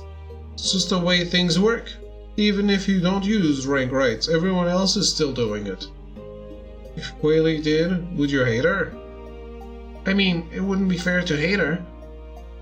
I think I would be disappointed, but yeah, it would be unfair to judge her for using her rank rights. I've tried to use my rank rights as little as possible, but I have used it before. I can't enforce my values on someone else. Either way, I will try to get that information out of Quayle on what her sources are. Does anyone know the typical ranks of dogs that work at the RE itself anyway? I have no idea. I think their members are kept secret. But I've heard that dogs that are keen on RE position aim for very high ranks. I see. Careful, Sid. I mean it. I really hope the RE itself isn't out to get you. Especially now that random dogs on the street can just kidnap you and force you into an arena. Eek, I certainly hope the RE isn't after me. I'd like to see them try, though. I'm worried. But it was actually kind of fun? I thanked you for getting breakfast for me, but totally forgot. Thanks for bringing me back last night. Ha, no problem. You were kind of awake, but definitely not awake enough to come back yourself. I was prepared to stay till the arena was done, no matter how long it took in real-world hours. Yeah, even though time passes much quicker in the arenas, there's no telling how much time it might last, huh? How was Hayfen after we woke from the arena, by the way? Yeah, I called a cab for her as well. Woke her up enough to ask her to pay with her own pendant. Speaking of which, how much was it? I'll transfer you some tags. Don't worry about it. I mean, I already see where this is going. You'll insist because you feel bad. My face grows red, though I know he's just joking. Buy me a drink next time? Okay, deal. Just then I get an email notification. I've attached a sheet of company names and their logos generated from image recognition. I've included a raw list as well as marked down ones I would delete after checking manually, but I've left them in case you spot something. Got it, thanks Quayle. Say Max, do you want to help me go through these? Sure thing. We spent some time going through the sheet. In the end, we still have quite a long list of logos that could be a match. I have an idea. Hey QL, could you do a search of where those companies are located physically? Sure thing, one sec. Moments later, I get a message notification. Perfect. New columns have been added to the dataset with addresses as well as geo-hashes. Oh, so reliable. I plot the locations onto a map, leaving only the ones that are within a certain radius to NJ station and KH station. I tinker around with how large the radius should be, eventually settling on the encompassing just up to the stations, proceeding and following them on the MRT lines. If he had really left some hint related to location, it wouldn't make sense if it were somewhere too far from the two stations. It's amazing this can all work on wrist phones. Yeah, I know, right? I remember when you had to do everything... when you had to do even lightweight work on computers. In Canada, I work for technology research, and we were using the equivalents to desktop computers here for most things. The processing power of phones isn't as advanced there. Things in general aren't as convenient, but at my work, basically we were responsible for developing and improving technologies. Hardware, software. I took a lot of inspiration from what existed on the island. I bet you had quite some suggestions for them. I did. When I left, technology on the island was still more advanced than Canada's. So I was able to repurpose some of the software for use in Canada. The dogs I worked with were brilliant, and came up with most of the implementation based on their current hardware capabilities. As we chat, I send Max a copy of the data. Upon receiving the mail notification, he pulls up the data. Alright, let's go through these data points first. You do station KH and I'll do NJ. Max nods in agreement, and we pore over the map with a renewed focus. One by one, we examine the details of each company on the short list, in case there's something of significance based on its exterior appearance or the type of goods or services it provides. Hey Sid, take a look at this. He points to a name on his hologram map. Obsidian Rock Industries, office location, 9th floor. This could be it. From the music, it is. No, this must be it. I'll go through the rest of them just to be sure there's nothing else. Yeah, I think I could catch this one because I know enough about you. Obsidian Rock, you would be the best dog to catch it. Yeah, you're right. Either way, there might be something else to look for since Obsidian Rock is near KH Station. Might be a clue near NJ Station too. Yeah. I continue looking down my map. I'm around halfway through and nothing really rings a bell. There's a bunch of coffee shops, but all of them had opened after I left. Even if Chun Wen had wanted to hint at somewhere we went to together, I couldn't reliably say if I could recognize it by name or pictures. It's been over a decade, my memory isn't that good, and the establishments might have gone through renovations. Hey Sid, I looked up the company. Their website is really bare bones. Just lists their address and has a picture of the exterior of the building. Nothing about what they do. Interesting. I'll pay a visit tomorrow. Pull up my messages and debate whether to tell Quayle. I'm still not 100% sure she might be an agent for the Ari or something.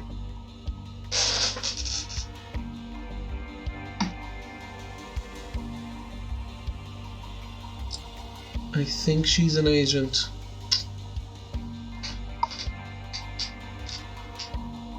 I don't have enough proof to be sure though. I decide to tell her either way. After all, it's not like my brother would just be living at the Obsidian Rock Industries office address. Knowing him, it's probably just one step and several more to actually find him. So, even if Quayle does work for the Ari, this wouldn't be the last step to finding him. I might still need her help. When push comes to shove, I could still double-cross her later. And since Obsidian Rock is one of his hints, it means that only myself and dogs I've known for long enough could possibly decipher this. Though given Quayle's track record, I can't rule out the possibility that she already knows the significance of Obsidian Rock or could find out.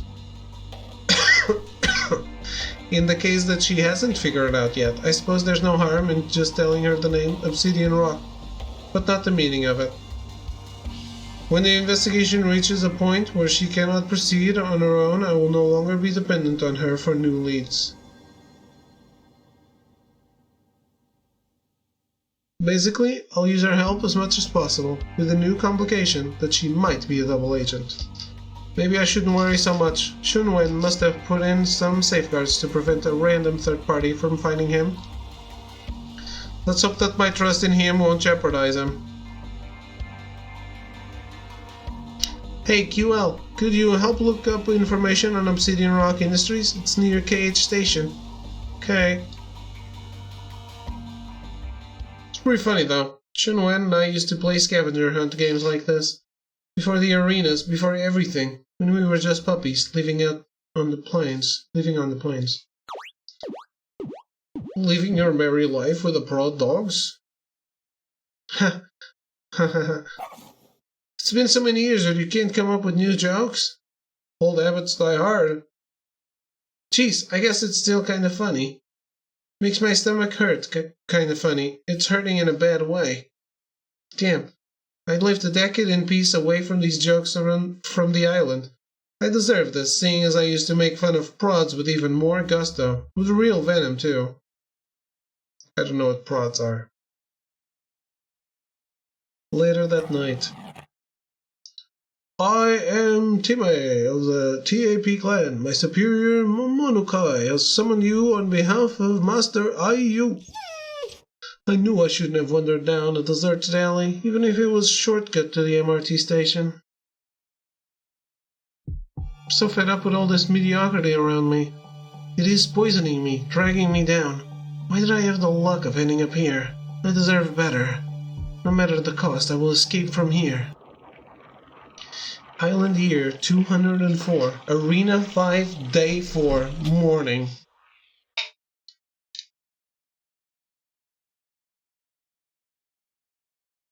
You sure you don't need any help carrying that, boss?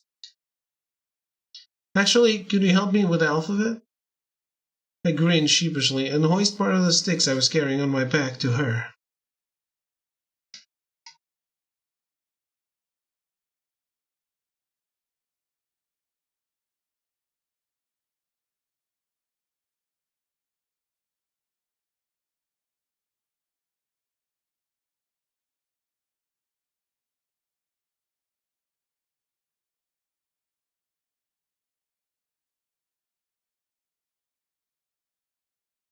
Thanks so much, IU. No problem. We continue on in comfortable silence back to what we had dubbed the beach house. It's pretty quiet here, situated in the sparse forest overlooking the ocean. Short palm trees dot the island, which is actually quite vast. We picked this location because it's relatively secluded from both sides by a half basin. Strangely, it doesn't seem like other dogs come to our side of the island often, but when we go further north along the coast, we can usually find them. And of course, eliminate them. We've had pretty good luck with that so far. Back in the beach house, we set down the fruits and sticks that we had foraged. Sticks go in a pile next to the door, while fruits go on the plates, which are really just wooden planks.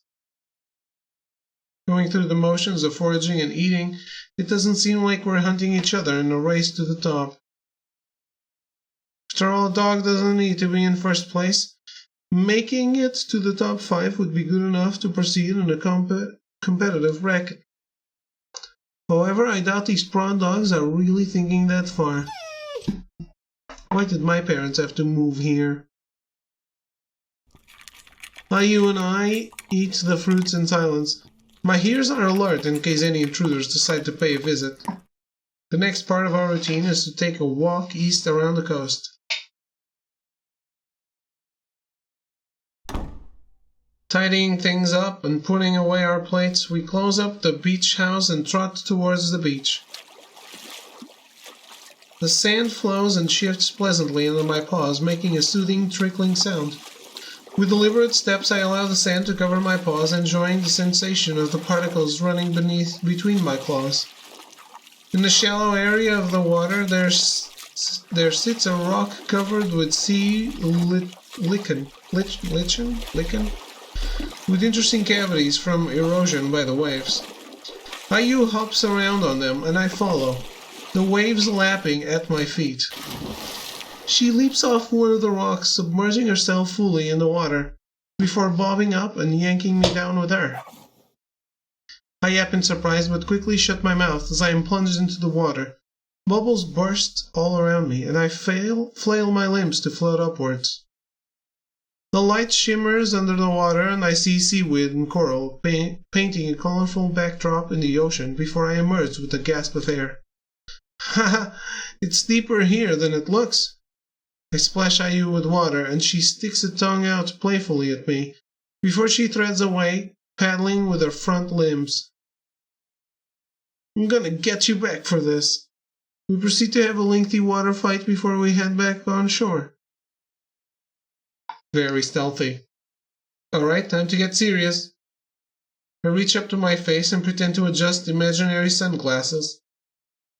A gesture which she returns. It's a ritual of sorts, which just naturally came into place. A sign of teamwork and camaraderie, mutually acknowledging the good work we've done over the last 2 years. Last 2 days. 2 days ago. Island Year 204, Arena 5, Day 2. I pin the yapping dog down on the sand. I don't further attack her, though. I simply holding her in place. Call it a respite before the real pain begins. Ayu, who had been hiding just in the line of the palm trees, comes bounding out. She joins me above the pinned victim, taking a huge swipe at her neck. The body I'd been pinning down slowly dissolves into ashes, its particles floating into the air. Ayu and I watch it disappear, as if a living being wasn't here just seconds ago. I hold out a paw towards Ayu, and she meets it with a high five. There's another one down. Sweet, there's another one down. Hell yeah.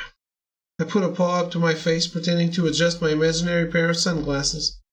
Yeah, we're so good at this. She mimics my movement, a smile as smug as mine on her face. Where to now, boss? Don't call me that. But let's keep going clockwise down the coast. Maybe we'll find an area that's good to set up camp. We walk for what seems like a couple of hours until the evening, not encountering any other dogs. Kind of strange, there have been fewer dogs since we started heading southwest. Well, it does seem that we all spawned on the island in the same area around the northeast shore of the island. Weirdly, I keep having a dream that instead of spawning, we were dropped into the arena from a flying bus. Like Fortnite. Anyhow, it seems that there aren't many dogs that water exploring the island further. Or teaming up for that matter. Or teaming up. I wonder if they expect to do well, or even plan to. Like you said, we're prod dogs. I don't think it's something we really think about. But we're special in that regard, though. Strange being the only non-prod dog here. I take her paws in mine. But I know you want this as badly as I do. We'll rank top tier in this arena and proceed to a good bracket, which we deserve. Ayu nods vigorously and gives me a determined smile. We continue on our way and decide to head deeper into the foliage before it gets too dark to see. As luck would have it, we stumble across a small hut. We double check the perimeter, checking for signs of inhabitants. With me at the rear as backup, Ayu then charges inside. It turns out there is no one inside, and so we make it our temporary base. The next day we forage further down the island, but don't find any more dogs. We get a good haul of supplies, and bring them back to the hut. 2 more days pass and we continue using the hut. We decide it would be a waste not to use it as a long-term base and name it the beach house.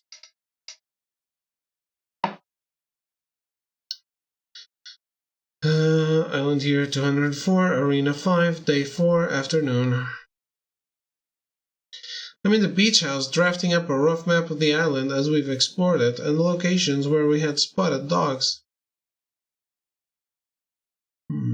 Of course, I also have markers for where we eliminated dogs, to the best of my memory. It really seems that they don't care that much and are treating this like some sort of resort or playground brawl at most. I didn't want to believe it, but it seems prod dogs only have brawn in their side. As any good dog will know, that has never been enough to go far in historical arenas. I take a final look at the map, proud of my work.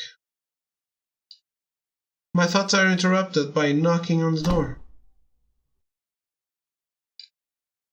It is the knocking pattern I agreed on with IU to verify our identity whenever we enter the beach house. I should be more vigilant of my surroundings. I haven't been outside the beach house to check for activity since she went out on patrol. Even if I didn't hear anything suspicious, I should be more proactive and not treat this like some urban office. As expected, IU enters and the first thing I notice is her flustered expression. Immediately I am concerned. Did she have an encounter? Was she followed back here? Boss, I saw something bad. She pauses, catching her breath. Tell me everything. I straighten up, waiting for her to calm down and gather her thoughts. I saw 2 dogs team up and eliminate another. They were actively on the hunt and seem very strong. I'm worried. Ah, got it. Tank dog. I thought it might have been something worse. Huh? Did they notice you? I don't think so, but I think they could track me if they want to. They had a pretty elaborate system set up, just like us. Alright then, as long as they didn't spot you, there's nothing to worry about. But like I said, they are definitely a threat. It's the first time I've seen any other coordinated teamwork on this island. Look, I know it's surprising to see some intelligent behavior for once, but don't sweat it. If we run into them, just deal with it like we planned. Same way we eliminated those individual dogs? Yes, that's right. But I tell you, it's different. Like you said, I'm the boss, am I not? Do as you're told, then. Yes, boss. She trots off, ears drooping. Maybe I was too harsh. I see where she's coming from. Prawn dogs are usually born in families that never had higher dog rankings. So, of course they don't know much about arenas, or even know about the benefits of winning. Of course they didn't have much cause to study past arenas and to come up with strategies before Paul. It's such a waste, because the key to becoming a good dog lies just under their noses, if only they make an effort. It might be a blessing that my parents came to the plains, which is why I ended up competing with the prod dogs. So the fact that some prod dogs happen to team up is nothing to worry about. Arena 5, Day 5, the day after we go on our daily scouting trip. IU is quieter than usual, and the air hangs silent without our usual playful banter. She's still worried about what she saw yesterday. I'll let her worry, I guess. It doesn't seem like there's much I can say to persuade her otherwise. I have to make the best of what I have, and currently that is IU.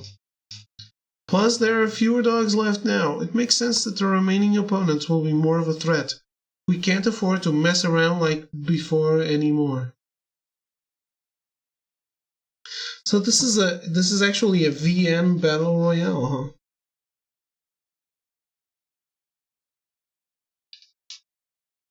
Maybe there will finally be an actual challenge. You round a bend in the shoreline to our usual relaxing spot in the ocean rocks, and I try to cheer IU up. I hop on the rocks, reaching to her with a paw. Hey, you want to take a break?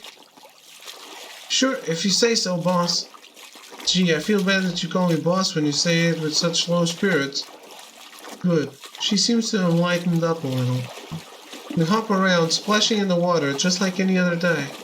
Say, boss. Yeah, are you? I know you said not to worry about the other dogs, but I'm kinda scared. Oh, I guessed you had that on your mind. But what is it exactly you're afraid of? What makes them a threat?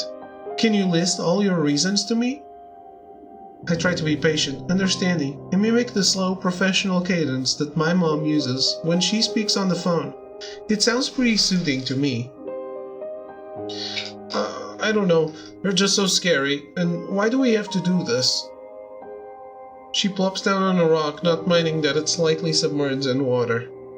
I believe what you said about this being the key to having the life that a good dog deserves. I know there's more for me to experience beyond what I currently have. But is this really for me? I'm just a prod dog. With that, she covers her face in her paws. I can hear her sniffling. What the hell is a prod dog?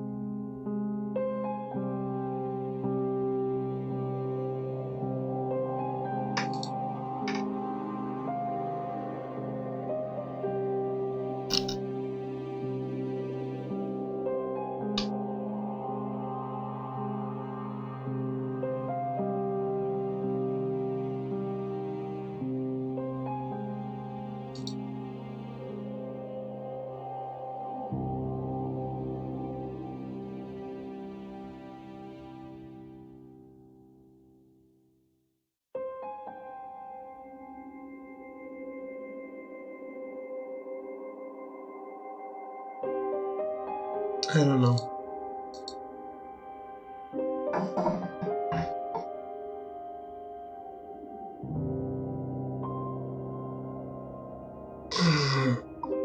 My patience is being tested, but I wait for her crying to subside a little before addressing her concerns. Look, all I know is that I want to go back from where I came from. When I was born, I lived in a city full of lights. Life there is so much better, and the arena is designed so any dog can live that life. No matter your litter, the arena is a completely fair environment for everyone to get the life they deserve. That's the perfect equalizing mechanism, IU.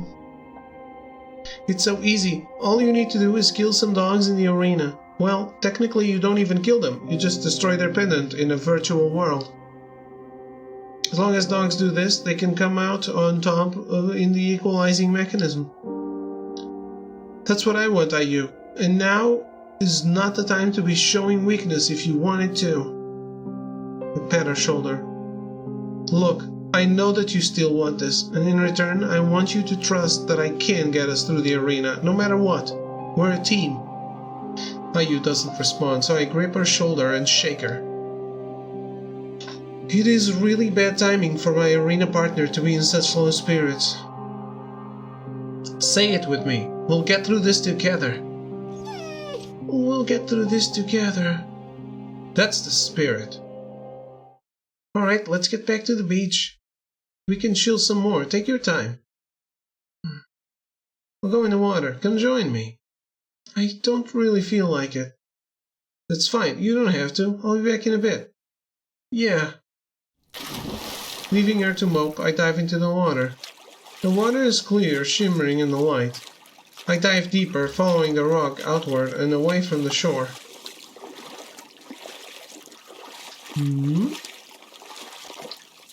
Okay, underwater doggy paddle 6 times. 1. That felt great. 2. 3, 4, 5, 6. A force slams into me from above. Huh? The air is knocked out of me and I reel under the pain, my side throbbing. I feel paws scuffling and grabbing me, inching around my neck. My mind barely pieces together the fact that this is the same dog that dived on top of me. I struggle and kick the water, twisting my torso. The dog, who I can see now is larger than me, scrabbles around my neck and torso with his paws. I know exactly what he's trying to find. I draw up my hind legs and kick into him, propelling myself away.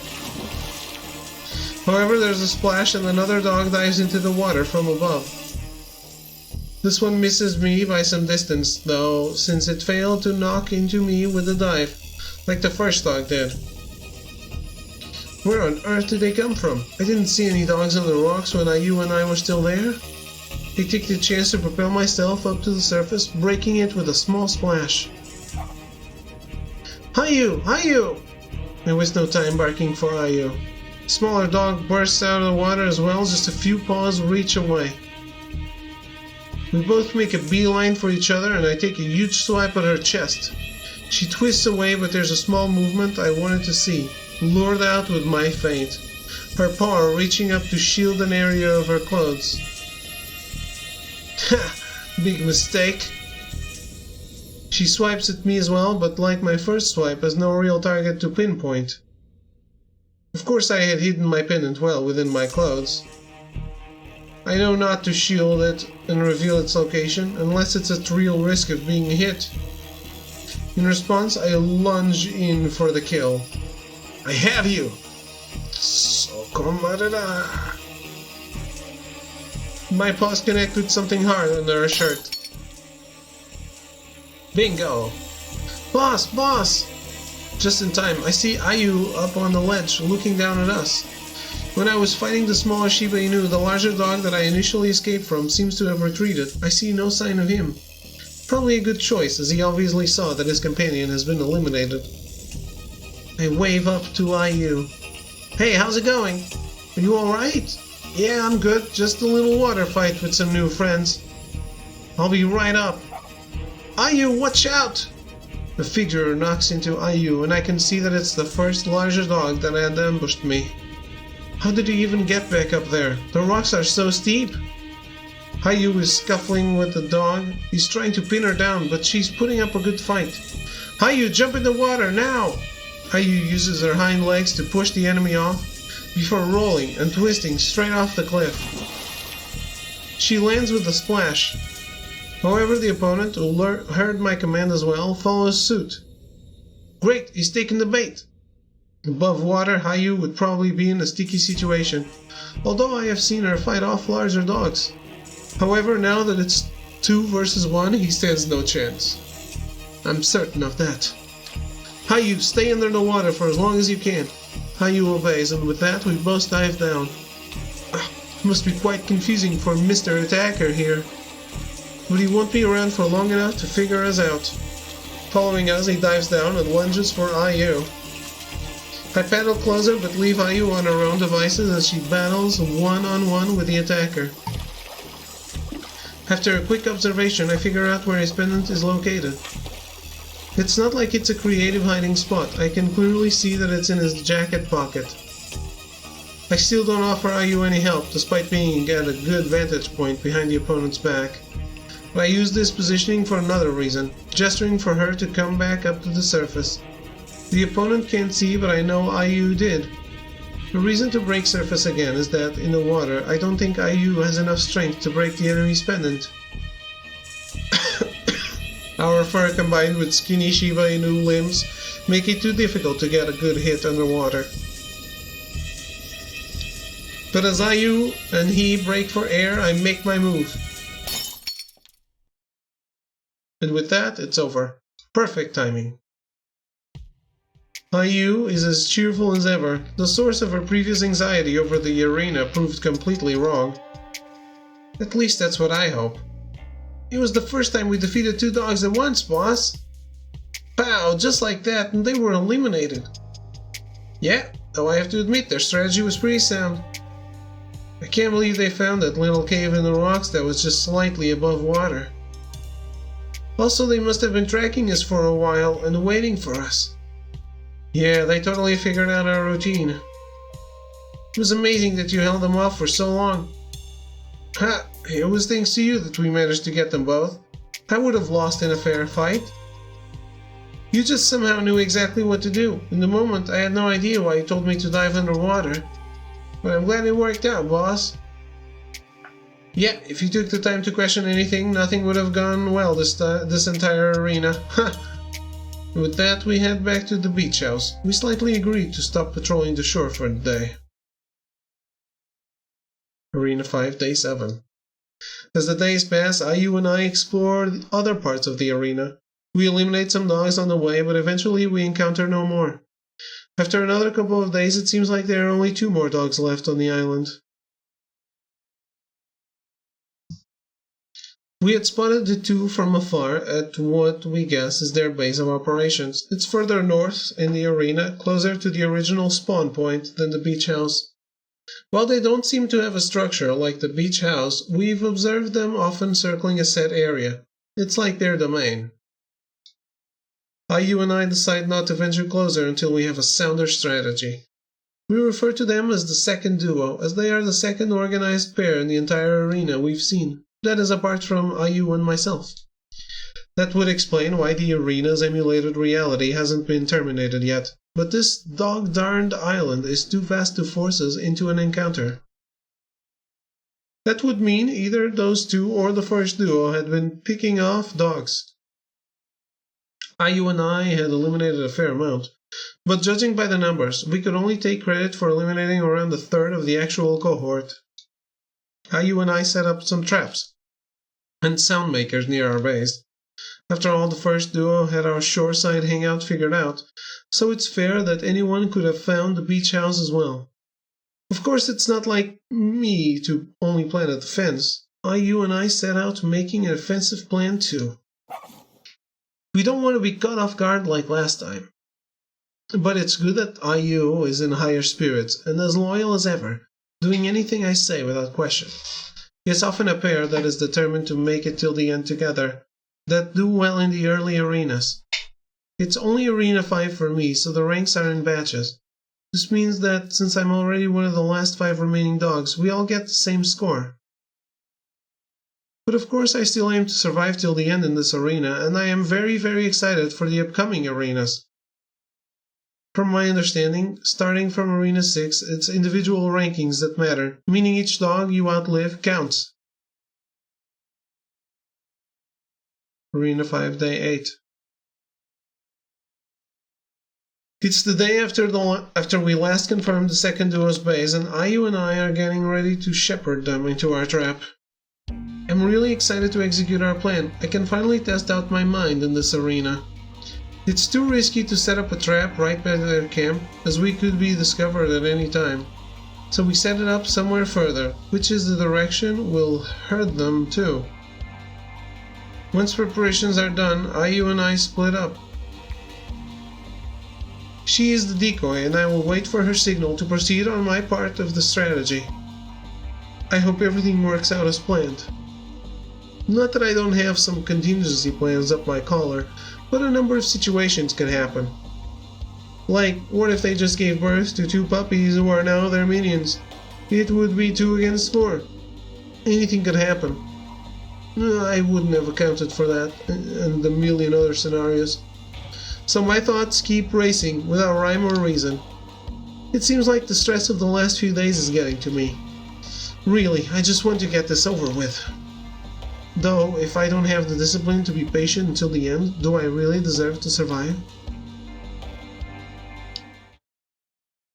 A few moments later. I'm laying behind some shrubs, waiting. Finally, I hear some commotion. About time! I wonder if something delayed the window of opportunity for IU to act. But no big deal. I trust that she waited for the best timing. It sounds like the dogs are heading my way. Time for action! IU comes bounding into view. Fast on her heels are... Wait a second. These are some of the largest Shiba Inu teens I've ever seen in my entire life. When Ayu and I had observed them from afar, nothing seemed out of the ordinary, but now, as they run side by side with Ayu, I can see that they are huge. Could it be they're Akita Inus? What are Akita Inus doing here? There's a small population of Akita Inus on the island. Though often mistaken for Shiba Inus in terms of appearance, Akita Inus are much larger in terms of size. They also have their own arena bracket due to the physical difference, the top performers of which then compete with the middle tier of Shiba Inus because there are much more of us. Thanks for contributing for that, Chimpy. The Akitas historically don't make it much further, the highest being around the 70th percentile in final rankings.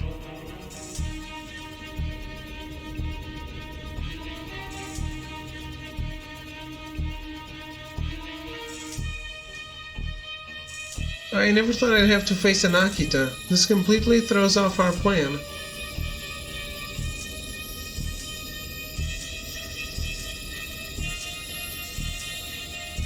How much is it? Oh, okay. They were right at our trap. In this area of the forest, we had laid a web of tripwires to capture the enemy while I could come in and join Ayu. Being the faster dog out of the two of us, of course, Ayu was the bait. Of course, Ayu had the traps memorized so that she could bypass them with ease. Ayu and I set the traps at a height that they would trip most Shiba Inus. As it was, Ayu has to jump over some of them. The Akita Inus were only slightly injured by the tripwires. Now that Ayu knows that things are not going according to plan, she must be waiting for my instructions. Why am I so indecisive? It's as if time is frozen. I'm trying to come up with solutions to win, but my train of thought keeps hitting a wall. I try to gather my thoughts, but the wall resists me. It looms up over me while I stand small underneath it. My only idea is to stall. Okay, Ayu, let's hope this works for the sake of you and me both. To the clearing! Terrified as Ayu seems, she makes a small nod. I can only watch helplessly as she dashes around the two dogs, back into the trap zone that we now know won't work against the Akita opponents. The enemies must have heard me, but as I'm still hiding in the shrubs, they don't seem to bother stopping or splitting up to find me. I'd hoped for them to split up. My heart sinks. This would be a true 2-on-2. I dash out from my hiding place and give chase. Of course, I'm not gaining much distance on the two Akitas, as well as the physically fitter Ayu. Ayu buys me time, taking more of a zigzag route, allowing me to close the distance in a straight line. One of them looks behind their shoulder, spotting me. Oh, there's another runt. Ignore it, let's get the first one. She's running towards that clearing. It'll be an easy pick. How can things turn out alright this time? Despite the fleeting but compelling thought to turn tail and run, I press on toward the clearing, where Ayu must be already. Thank goodness the trap zone at least slowed them down. My mind is working better now after the bout of anxiety. Ayu and I are smaller, but we are more nimble. At the clearing, Ayu stares down the two dogs who advance on her. With no time left to waste, I run up and try to bite down on one dog's tail.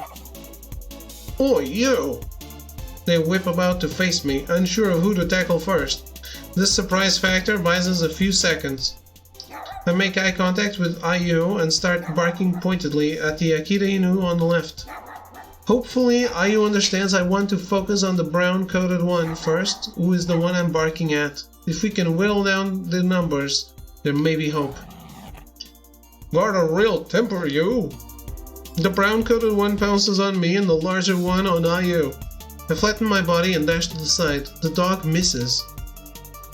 From the way they wordlessly divided their work, they have a good report. Take that, you! She takes another swipe at me, which I dodge again. This goes on for several times.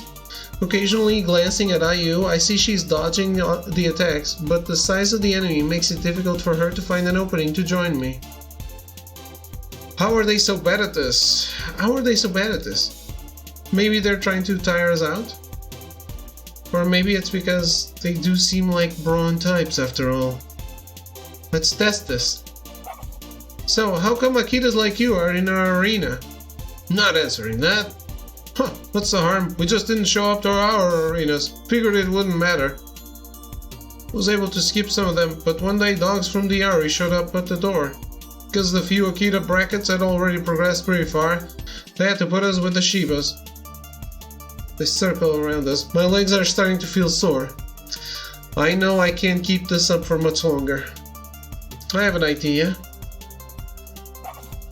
I yap at Ayu, dashing back toward the trap area. Untying one end of a tripwire, I duck and hide. Ayu rounds the trees, the two in pursuit, the white one lags being slightly behind. I take the chance. Run out quickly, circling around the dog and pulling the wire around her. She yaps but falls on her side, her limbs all tangled up. I jump on her and attack her torso. I claw and scrape her body as if I'm digging a hole on the ground. I just grazed something solid. I hope it's her pendant. What could have been a clean hit only missed because she twisted her body in the other direction. Haha, you missed! Well, now I know I had been aiming at the correct spot. She didn't have to announce that I would have hit her pendant. However, she starts wiggling in the bindings and I don't have time to spare. I don't have the strength to hold her and she kicks off the wires. You're not gonna catch me! She gleefully leaps upright but tumbles to the ground again. Ayu had circled back and is biting the enemy's tail with all her might, holding her briefly in place. Now's my chance. Yes! Only one left to go. Where is he though? Did Ayu give him the sleep? But now it's 2 versus 1. I have just a plan to take him down. Ayu, behind you! I wince as he pounces straight for Ayu. Thankfully, Ayu dodges him. No time to waste! I yank at another tripwire, but the knot is tight. Sid, help! I glance over. Ayu's tail is pinned by the other dog. She struggles in vain, but only succeeds in yanking on her own tail. I don't have the time. I stay put, ignoring Ayu's yelps. I just need this tripwire to come free. After a couple more moments, I untie the knot. I run towards the dog, just as he takes a fatal swipe at Ayu. She locks eyes with me as she dissolves. There is so much pain in her expression. It is the face of realizing that I didn't come back for her on purpose. It's too late for her. It's too late for me to have any regrets. Gotta go to the supermarket before dinner. Have fun with this riveting story. Have fun at the supermarket, man. If possible. Yeah, I won't be... I'll have to stop pretty soon too. So I guess I'll continue this another day. Yeah, probably not. I figured. Well, change the location of something weird.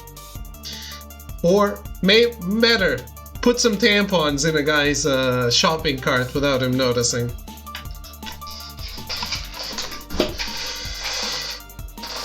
Make your own fun.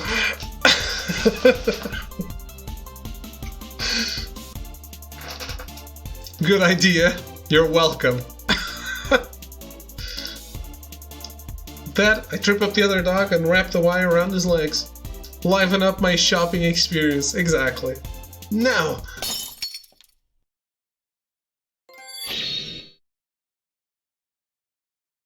Present day, Island Year 2024, Arena 5, Day 1.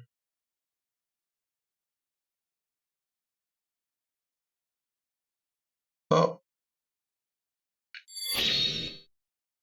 Alright, I guess I got summoned into another one of these. Well, that's it. Now I go away. But yeah, have a possibly not bad time. Hopefully not bad time. I'm quitting too, I guess. we finished that. This one was save progress, yes. We finished that, and I'm going to stop for today. I'll try to have a bearable time. Yeah, I hope you do. I hope you do. So yeah,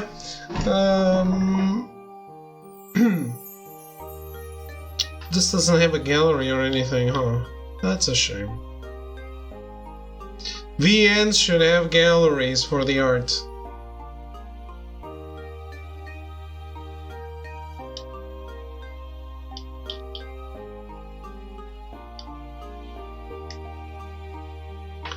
But hey, this was... I thought this was going to be some slice of life thing. This is really interesting. I am really enjoying the story. Again, I always expect these games to be shorter because the damn guides that I look at usually have like, oh, you can do this in 30 minutes and get all the trophies. Yeah, I want to play the game, not just... I want to get all the trophies, of course, but I want to play the game. But this one actually said 3 to 4 hours, so I was like, oh, okay, so this is a realistic expectation of the game. But I guess even then, it's not. Because, well, I think I'm past halfway, but I'm not that far into it.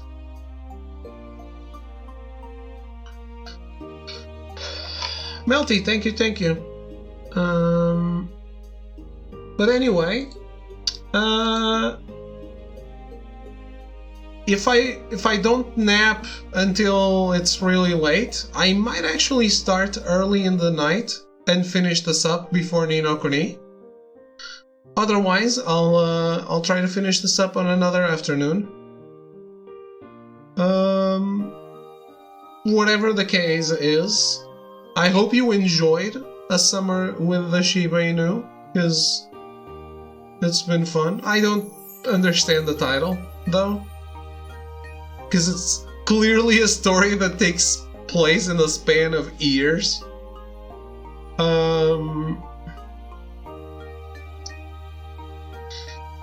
But yeah, I hope you enjoyed this. Hope you had fun with the stream.